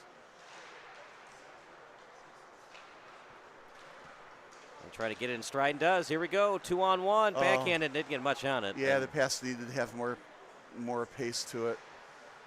That was a weak pass. Weak sauce. Out behind the net, 2 red players around it. And this is something that Red's got to work on. 2 players both went after the guy behind the net instead of one guy taking up his passing lane, taking it away. Well, I think if they were to continue to play together, they would work that through. Right. You know, in familiarity here still. And offside was blue. What did Red not do so well today besides the goaltending be a little suspect? Well, obviously defense. I mean, they needed to push the shots out further so that, it was easier to save, and don't let anything, rebound control. And it doesn't take much. We're talking 3 goals, but there's like 3 accidents that go in. But for sure, push the shots further away from the net and then rebound control. Gruden's pass and shot attempt by Teichman was blocked by Red. And over to Red now as it's played by Bleskovich. Past the blue line. Now Petz with it. A couple of nice moves in front of the netminder. So you don't want the penetration from those outside players. You got to just truly stay between him and the net. Don't let, like here, he's getting around him. Don't let that happen. Keep him to the outside. Play the body, not the puck, right? You play the puck against All-Stars, they're going to just skate right by you. Yeah, there's a lot of poke checking, and it's not as safe as a body check. Plus, if you go too fast with that stick, you catch the skate, and that's tripping. That is true. 2-on-2 now for Red. They got to score quickly. Time running out. Looking for an open guy. There it is. There he is. Shot, save. And a big one by Stevens. To the end line as it's sent off the boards. And then back over to neutral ice. At the blue line, chance, Teichman. And that's still in play. It did not stay on the net. And now out to the corner. That might be holding the stick, and I'm surprised they didn't call it. In a regulation game or postseason game, that'd probably be called. Meanwhile, it was almost an own goal, and that was a heads-up play. See if the netminder's paying attention. And he was, luckily for Red, and we'll have a face-off at 9:06. Well, Wybenga was sitting on the far side of that net. If that play got through, and now it was, like you said, the saucer pass was in the air, right? So it would have been hard to pull out of midair, baseball batted into the net, right? And then it deflected out of the defense, like you said, it was almost a known goal. Yeah. But I like that, threw it across the goal mouth, and stuff can happen. Yeah. But they got to... I think he actually was aiming towards the skate and see if it goes off the skate into the net. It is possible he was. I mean, it did have that look to it, but there, Wybenga was on the other side of the net also waiting for the puck. So it's hard to say which he had in mind. This time it's fed over to Settles. Depending on who we interview later, Kara can ask him that. Harper lost it. Harper did lose it. First two games were really exciting, and last two games not so much. You had one job, 16U and 18U All-Stars, and you kind of blew it. No, I'm just kidding. I mean, not every game's going to go to overtime, obviously. Well, 2 out of 4 is pretty high percentage. I mean, the first two. I mean, and the first one went to a shootout. Yeah, so we got to see a shootout win. We got to see an overtime actual win, 3-on-3, and 2 games that didn't get to overtime. But we got to see also a goalie getting pulled. I mean, we've seen just about everything when you think about it. Yeah. I like this family pack. You were talking about it earlier, this Chicago Steel for $60. Get 4 tickets, 4 hot dogs, 4 chips, sodas and waters, and get to chuck some pucks.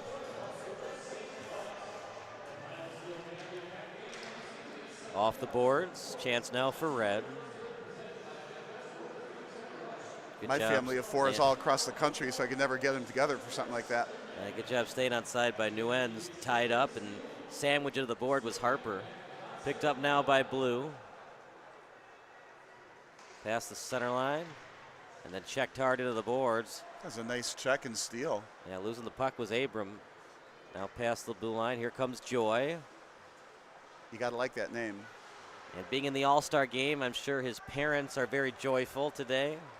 They're full of joy, I think you meant to say. Half Hill.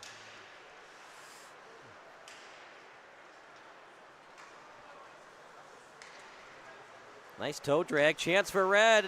Loose puck, he scores. How about that? Things getting a little interesting now. See, 5-3. That, to me, was a little bit lazy on defense, but 5-3 now.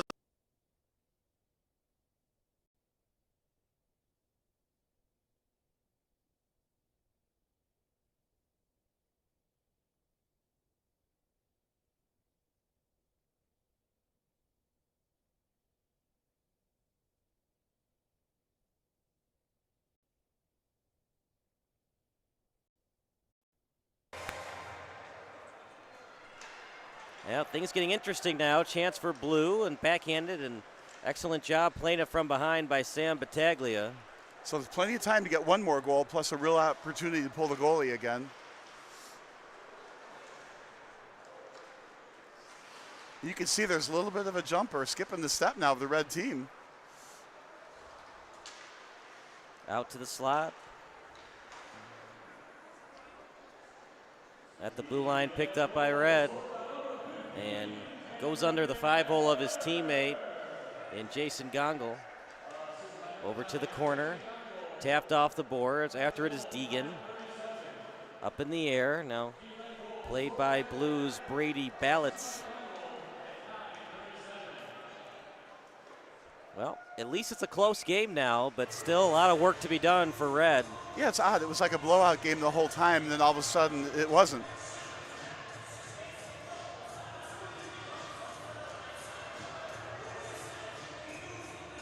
That's a really nice move to get around the defense, and a very nice move to poke that in.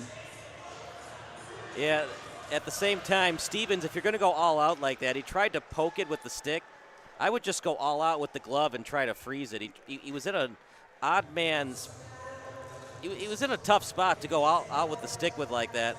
Instead of going out with the glove, he went with the stick, not able to get a piece of it, and it was an easy move and a pass out in front, and then finished in the crease. Well, exactly. I mean, you either have to stay in the net or be more aggressive on coming out. Interesting, you thought he should have gone out with the glove. I thought maybe he could have poke checked it with the stick by going all out with it, but he didn't. And left a wide open net for it to get poked into. Needed a little bit more interference from his defender on the other side. Out at neutral ice on the backhand. Notice I said a little bit of interference, a lot of bit of interference, and be a penalty. But anything better than that goal. Out in front, he had the open man, just couldn't get it that time to Bader. So even when you're 18, you don't always pass the puck to your teammate's stick. Now here comes Denny. But you want to leave the stick on the ice to make a target. Off the stick and played by Stevens. Red team needs to score ideally in the next 2 to 3 minutes. Kraus trying to get it back. Well, I'm happy even if they're down by 2 and we see a goalie pull. I just always love to see goalies get pulled. Denny with it. Denny trying to get it back. Bouncing off the boards. And how big was that goal to make it 5-1? Otherwise, we'd have ourselves a heck of a hockey game now. You don't think every goal matters until it does. Oh, yeah, you do, right?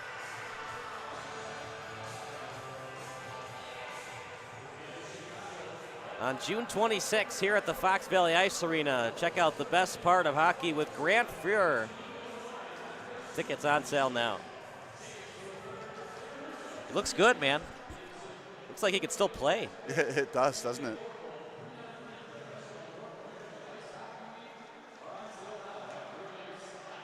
Out in front, trying to get the shot on that. Red still playing hard.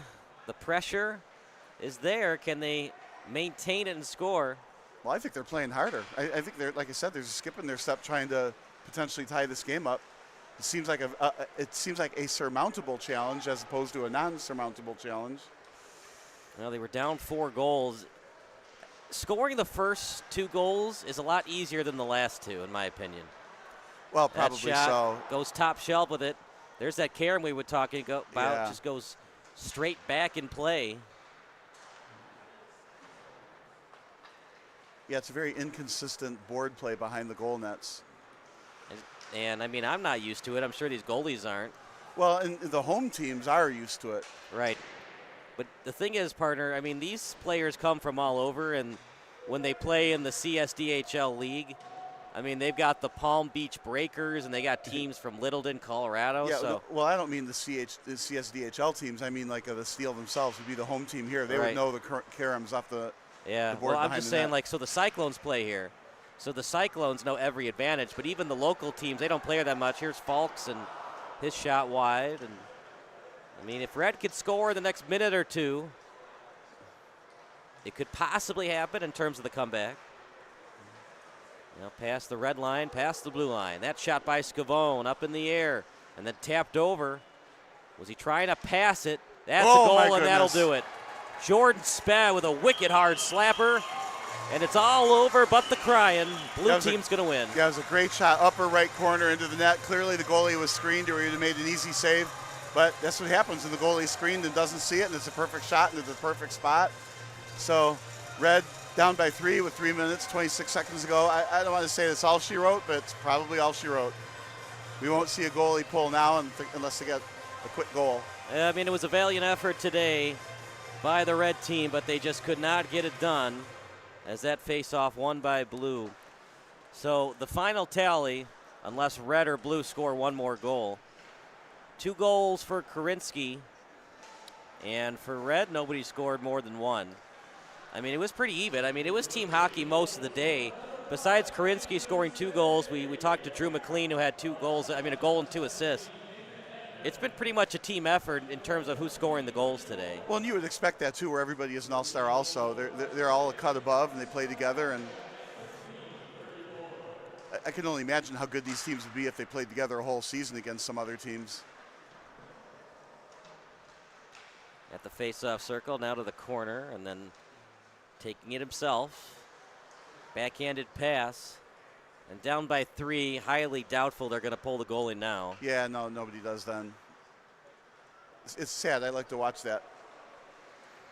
Well, you could, I guess. You don't have to worry about betting odds. All right, there's no betting odds on 18U CSDHL All-Star Game hockey. You pick the over or the under. Or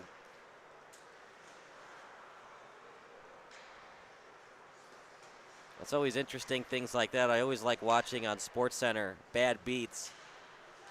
But at the same time, like, who is betting on San Diego State against San Jose State? Like, who are these people? I want to meet them.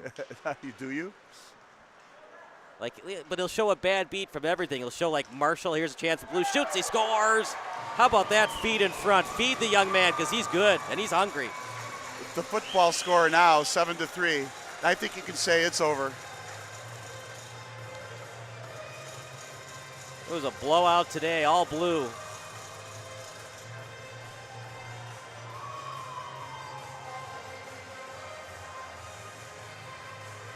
Just beat his man to the place and the spot on the ice and able to score. Just not enough defense that time from Lonnie Land, who scored earlier in the game. And that is impressive, partner. They've scored 7 goals, but only one guy has scored more than once. It's not just you're winning the game, but everybody's contributing. Yeah, it's like the receivers, right? You throw into 5 different receivers, right? 30 or 9 different receivers. That's a lot of goals, and like you said, 6 different players scored those 7 goals. I mean, not that it's not. Okay, here we go. Might Chance not be for over. Blue again. Shot, tried to go top shelf, too much on it. Yeah, better play to the whistle, otherwise it'll be 8-3. So for people that aren't familiar with what we do at Sports Broadcast Solutions, check us out at sportsbroadcastsolutions.com. We broadcast hockey, of course, but every sporting event. As Cavazos, who's had a very light day today, but he did score 5 goals in the postseason coming into this one. So they shut down Cavazos, but they couldn't shut down everybody else. That shot. I like it. A minute to go with a big lead. They're still hustling their tails off. Well, they only play in the All-Star game once, and if they're 18, this is it. They can play college puck, but just not the same as playing travel hockey. I would love to know where these players are going to go play hockey, and a lot of them will in college. I mean, this isn't going to be last we see of many of them. And it's 18U, so there's some 17U players that have 1 more year left. Right. Lonnie Land. Lonnie. Pass. As he was trying to feed at that time to Liam Lekochoy. And big thank you to the CSDHL for having us out here. Yeah, this has been fun. We hope to be back, of course. Yeah, we'd love to do some more postseason games for the CSDHL, so we'll keep in touch with them. And the Steel did a great job, the TD, the camera people, the production crew. It's been fun for us to be able to use most of their equipment. Face-off coming up. Uh-oh. I'm fine.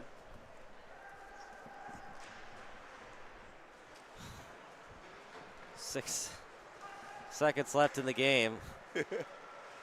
Bob Vilsoe ends the broadcast with a big thud. You all right? Over. Oh, I'm fine. Next time when you're going to do that, let me know so I can get my phone out to record it first. That's how TikToks are made. For now, I mean, they might not be in the country much longer. Yeah, that'll be a mistake. That's a conversation for another day. Yeah, another game, right? SBS After and Dark. Probably not while it's being recorded on the air. So final score is 7-3, a field goal against a touchdown. It's like taking a knife to a gun battle, right? Just lost by a lot. 7-3 final. Things got interesting. It was 5-1. They scored a couple of goals, and then blue team, they went back to doing what blue team does, just continuing that forecheck pressure, excellent shooting, excellent passing. Red team had no answer for it. Looking at the shots on goal, also 28-26. So the team that scored 4 more goals only shot the puck on net twice more. So I'm thinking the game was a lot closer than maybe the bounces alluded to. So sometimes the puck just takes funny hops and different deflections, and even if you play well enough to win, sometimes you just don't. All right, so Carolentz will get our SBS player of the game. It'll most likely be Cooper Karinsky, who scored twice today for Blue. The 3 stars of the game brought to you by Plato's Closet of Batavia. It's got to be all blue. It was all blue in this, so I'm picking all 3 blue players. I go Cooper Karinsky as my number 1 star. Number 2, I will go with Owen Gruden. He had an assist, and he was 5 of 8 on the faceoffs. And my 3rd star, such a cool name, I'm going to go with Nathan Wybanga. There it is. Who are your 3 stars today? Yeah, I still pick Battaglia from Red, but Cooper Karinsky, of course, number 1 star, and Kyle Hogan, the goalie for the first half of the game, 2nd star. All right, we're going to take a break. Post-game show coming up next. Brought to you by Bruns & Bruns Accounting Services.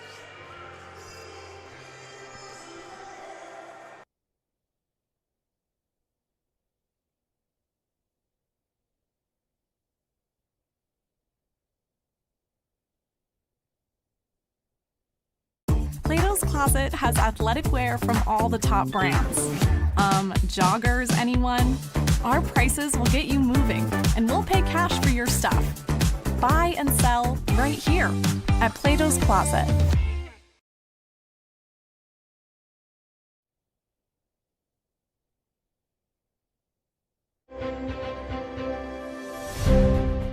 To the city that invented the skyscraper, reversed the flow of a river, created its own style of pizza.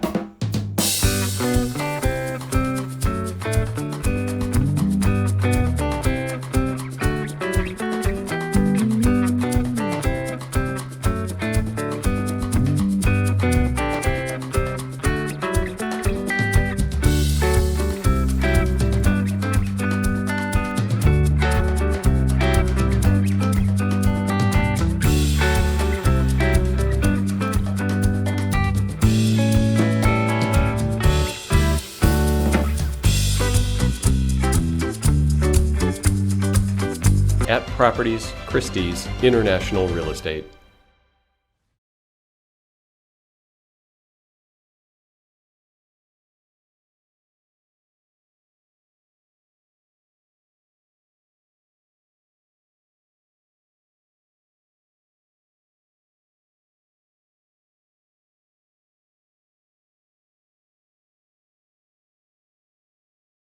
All runners are different, and we're here for everyone. The beginners, everydayers, once-in-a-whilers, the treadmillers, track goers, and trailblazers. For every mile, marathon, stretch, and stride, we're here for gearing up and having fun. All the ways you run, all budgets, all at Academy. Have fun out there.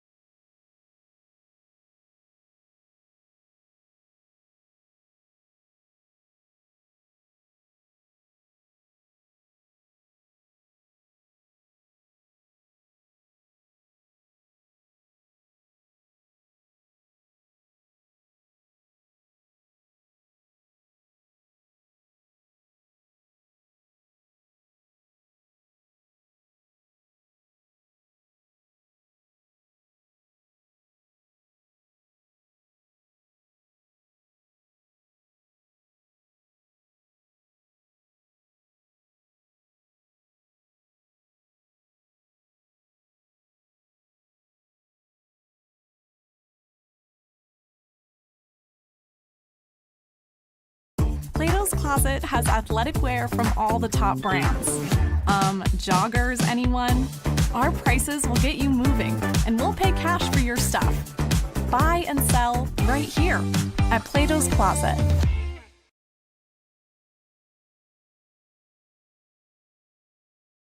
(2010). Game 6 of the Stanley Cup Final is taking place between the Chicago Blackhawks and the Philadelphia Flyers. They'll still have to win at Game 7 in Chicago. It's a 3-3 tie in the first overtime, meaning this has been a moderate offensive explosion with some decent defense and goaltending squeeze in between this hockey contest. This is a huge game for Blackhawks fans, as their favorite hockey team has been a laughingstock in the Western Conference for most of the previous decade. For the Flyers, they're looking to bring back Stanley Cup glory to the city of brotherly love for the first time since the 1970s. To truly understand the importance of what happens next, we need to hit that left button on the VCR. In other words, we need to rewind.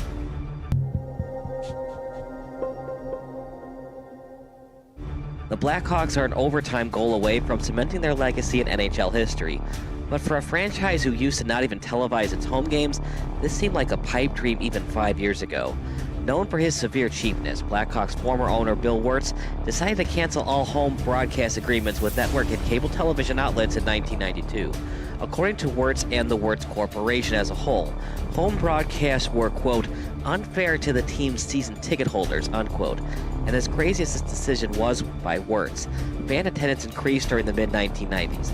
Incredibly, without normal home broadcasts and overall television brand awareness about the team, the Hawks averaged over 19,300 fans during the mid-1990s at the United Center.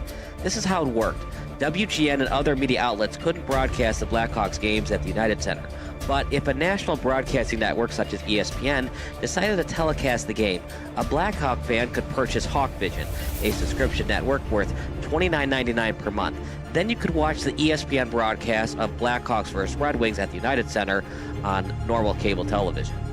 It was pretty confusing, to be sure, and as you know, the internet wasn't big back then. If you were a big hockey fan and wanted to know about the Blackhawks, you either had to go to the game or wait for the hockey highlight on SportsCenter. Even then, hockey coverage wasn't big on ESPN, so it was in your best interest to purchase a ticket at the UC.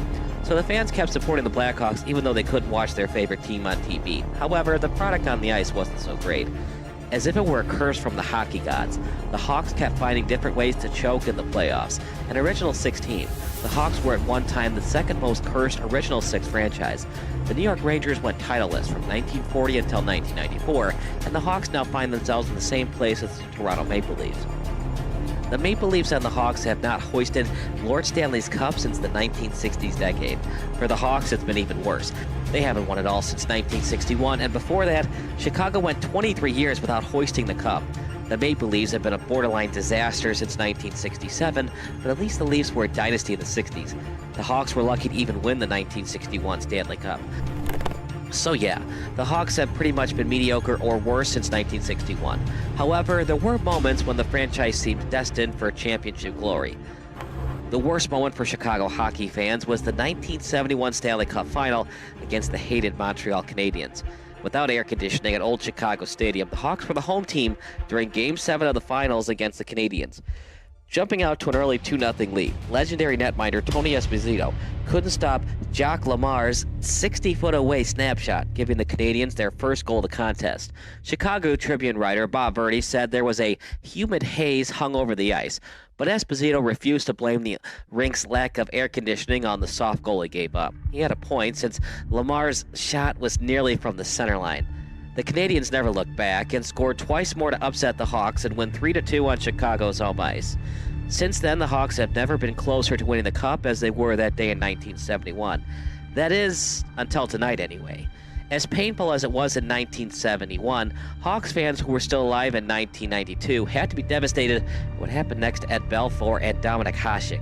Incredibly, Eddie the Eagle Belfour and Dominik the Dominator Hasek were both on the Blackhawks at the same time.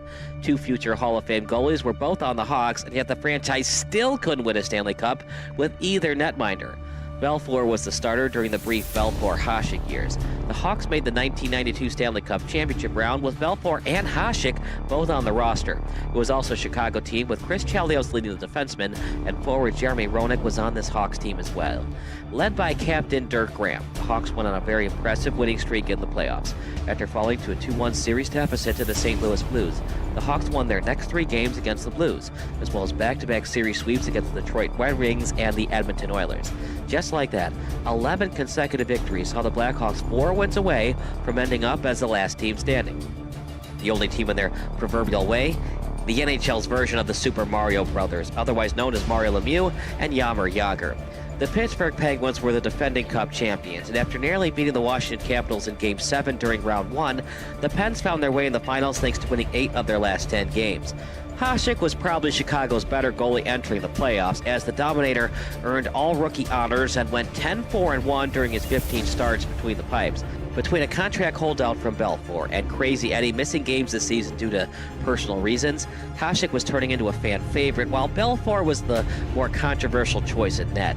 However, head coach and general manager Mike Keenan stuck with Belfour throughout the playoffs. He turned out to be the best goaltender in the postseason, not named Tom Barrasso. The problem is Barrasso plays for Pittsburgh, so it was up to Roenick and company to find consistent offense against the Eastern Conference's best goalie. It looked like the Hawks had the Pens right where they wanted them when they took a 4-1 lead during Game 1. But the hockey gods haven't liked Chicago since 1961. Whenever the Hawks can blow a postseason lead during crunch time, they like to do it. The Pens scored 4 unanswered goals on their home ice, including the game winner with just 13 seconds left in OT. A crushing 5-4 loss for the Hawks, and they never rebounded from it. It was a sweep for the Pens as the Penguins celebrated their championship victory at Chicago Stadium. Hasek even showed during the series that he still had some raw rookie moments, but Belfour clearly wasn't himself. Hasek subbed in for Belfour in Game 4 after Eddie the Eagle gave up 2 goals on just 4 shots on goal.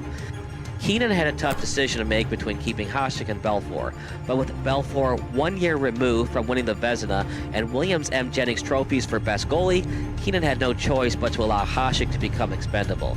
The Sabres then cashed in on the young goalie's athleticism by fleecing the Hawks with a terrible trade request. The Sabres received a future Hall of Famer in Hasek, and the Blackhawks received just future draft considerations and a goalie in Stefan Beauregard, who never played a single minute in the goalie crease. The future draft considerations eventually led to the Hawks drafting Eric Daze in the 4th round. Daze became an all-star left winger, but serious back and herniated disc issues saw the team's promising winger limited to just 74 games in 3 seasons after his all-star game appearance in 2002. He retired after playing just 1 game in 2005. That being said, Keenan didn't want there to be a locker room controversy between Hasek and Belfour, and it's easy to say in hindsight when no one knew how great Hasek would become. Unfortunately, Belfour wouldn't even finish his career in Chicago. The Hawks were worried that he would re-sign with the team, so they shipped him off to San Jose for 3 players I personally never heard of until I Googled them.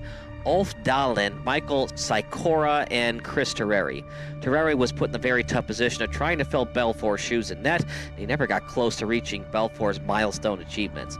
Blackhawk fans kept asking themselves, is this team cursed? The 1999 Stanley Cup Final pitted Belfour against Hasek as the Dallas Stars took on the Buffalo Sabres. Belfour eventually won the cup over Hasek in the series, although Hasek won more cups than the Eagle once he began playing for the Red Wings. The Blackhawks managed just 1 more Western Conference Finals appearance with Belfour in net, and they wouldn't get back to the Western Conference Finals until last season.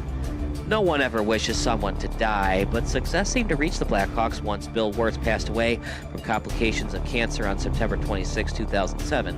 His son, Rocky Wirtz, took over the team, and during their first season with Rocky as the CEO, the Hawks finished above 500 for the first time in 6 years. With John McDonough as the president and Joel Quenneville as the head coach, the Hawks made it back to the playoffs and finished in the Final Four. The Red Wings once again got in their way and easily took care of the Hawks 4-1 during the 2009 Western Conference Finals. Entering the 2009-10 season, the Hawks decided they need a veteran forward who could score goals and match up against their biggest rival, the Detroit Red Wings. Marian Hossa signed with the Blackhawks, giving the Hawks a formidable 1-2-3 punch on line 1 on Patrick Kane, Jonathan Taves, Marian Hossa. That is, if they ever needed to use all 3 guys on the power play. The Hawks were a tough team to beat in 2010, and they finished just 1 point shy of the Western Conference leading Sharks, but the Hawks were the better team in the Western Conference Finals and swept the Sharks to make it to the Stanley Cup Final. Their opponent was an unlikely one, the Philadelphia Flyers. Entering the playoffs as a 7th seed, the Flyers had little title aspirations, but after the top-seeded Capitals were stunned in round 1 to the 8th-seeded Canadiens, there was new hope in Philly. The Flyers looked dead in the water when they trailed 3-0 in the Eastern Conference semifinals, but Simon Gagne returned for Game 4, and they definitely needed him as Gagne scored in overtime to force a Game 5. Brian Boucher was excellent as the Flyers starting goalie during Game 5, but he had to leave the game early due to knee injuries. As such, Michael Layton finished off Game 5 as the Flyers' new goalie and preserved the 4-0 shutout. Layton then got the start in Game 6 as expected, and he made the most of his opportunity by being perfect through 59 minutes until the Boston Bruins scored late. It was still a 2-1 win for the Flyers, and wouldn't you know it, the Flyers had a chance to win Game 7 and come back from an insurmountable 3-0 deficit. The Bruins actually led 3-0 in Game 7 at the TD Garden in Boston, but they simply couldn't avoid a significantly embarrassing collapse. James Van Riemsdyk, who didn't score a single goal in the playoffs prior to tonight, netted a very important goal late in the first period to give his teammates new life and ending the shutout attempt. The Flyers then scored 3 more unanswered goals to win a surprising 4-3 Game 7 over the Bruins, becoming just the 3rd team in NHL history to come back from a 3-0 series deficit. In fact, This had only been done once in any other American professional sport besides hockey. The Boston Red Sox defeated the New York Yankees 4-3 during the 2004 American League Championship Series. And now the Flyers are back in the Stanley Cup Final for the first time since 1997, looking for their first championship since 1975. The 1997 Stanley Cup Final was very interesting since it pitted the Flyers against the Red Wings, with both teams being in the Eastern Time Zone. The Flyers got swept in that series, with fans questioning if the franchise made the right decision all those years ago when they traded for former #1 overall draft pick Eric Lindros. Lindros scored just once in that series against the Red Wings, and it cost the Flyers a lot just to acquire him. They sent the Quebec Nordiques 6 players, 2 first-round picks, and $15 million in cash for only Lindros. The Nordiques eventually moved to Colorado, with the future Hall of Famer in Forsberg helping the Colorado Avalanche win 2 Stanley Cup titles. What did Lindros contribute? Just 1 goal in his lone Stanley Cup final, and his constant bad luck of suffering concussions, he suffered 4 during his career in Philly, inevitably led to him being traded to the New York Rangers. In a weird twist of fate, the Rangers tried to trade for Lindros, which would have included goalie Mike Richter. Richter was huge down the stretch for the Rangers during the 1994 Stanley Cup Final, which they won, so Rangers fans are probably very happy with the trade with Philly that was finalized prior to the Rangers calling up the Nordiques. But the Flyers are finally back in the Stanley Cup Final, in large part due to the Flyers getting defenseman Chris Pronger in another blockbuster deal with Anaheim. It cost Philly 2 players and 2 first-round picks. History tells us that the Flyers love sacrificing the future for winning now, but this time around, it has paid its dividends in a big way. Pronger's 14 playoffs assists have allowed the Flyers to be 1 goal away from forcing a Game 7 in Chicago, their closest to a title in 35 years. The trade for Pronger was definitely an immediate success. Layton's 3 shutouts in the Eastern Conference Finals prove that he deserves to be in the league, but is he a franchise goalie? Not so much. One of the reasons that the Blackhawks are a goal away from the title is Layton can't recreate his magic from the previous round.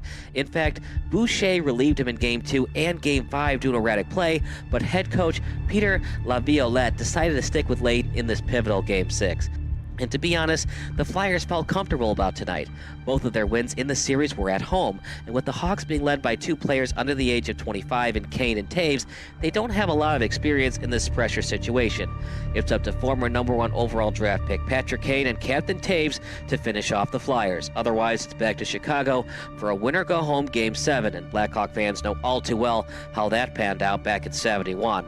Sharp knows all too well how this Blackhawks team has stunk over the years as he joined the team during the 2006 season, and remind their fans of Broad Street bullies who won back-to-back cups in the 70s, or will the Blackhawks finally appease the hockey gods and give their fans a much-deserved championship? It's golden goal format, and Patrick Kane has the puck deep in the Flyers' end. Welcome to a moment. Thanks for watching our NHL version of Rewinder. Make sure to comment below and subscribe to Sports Broadcast Solutions.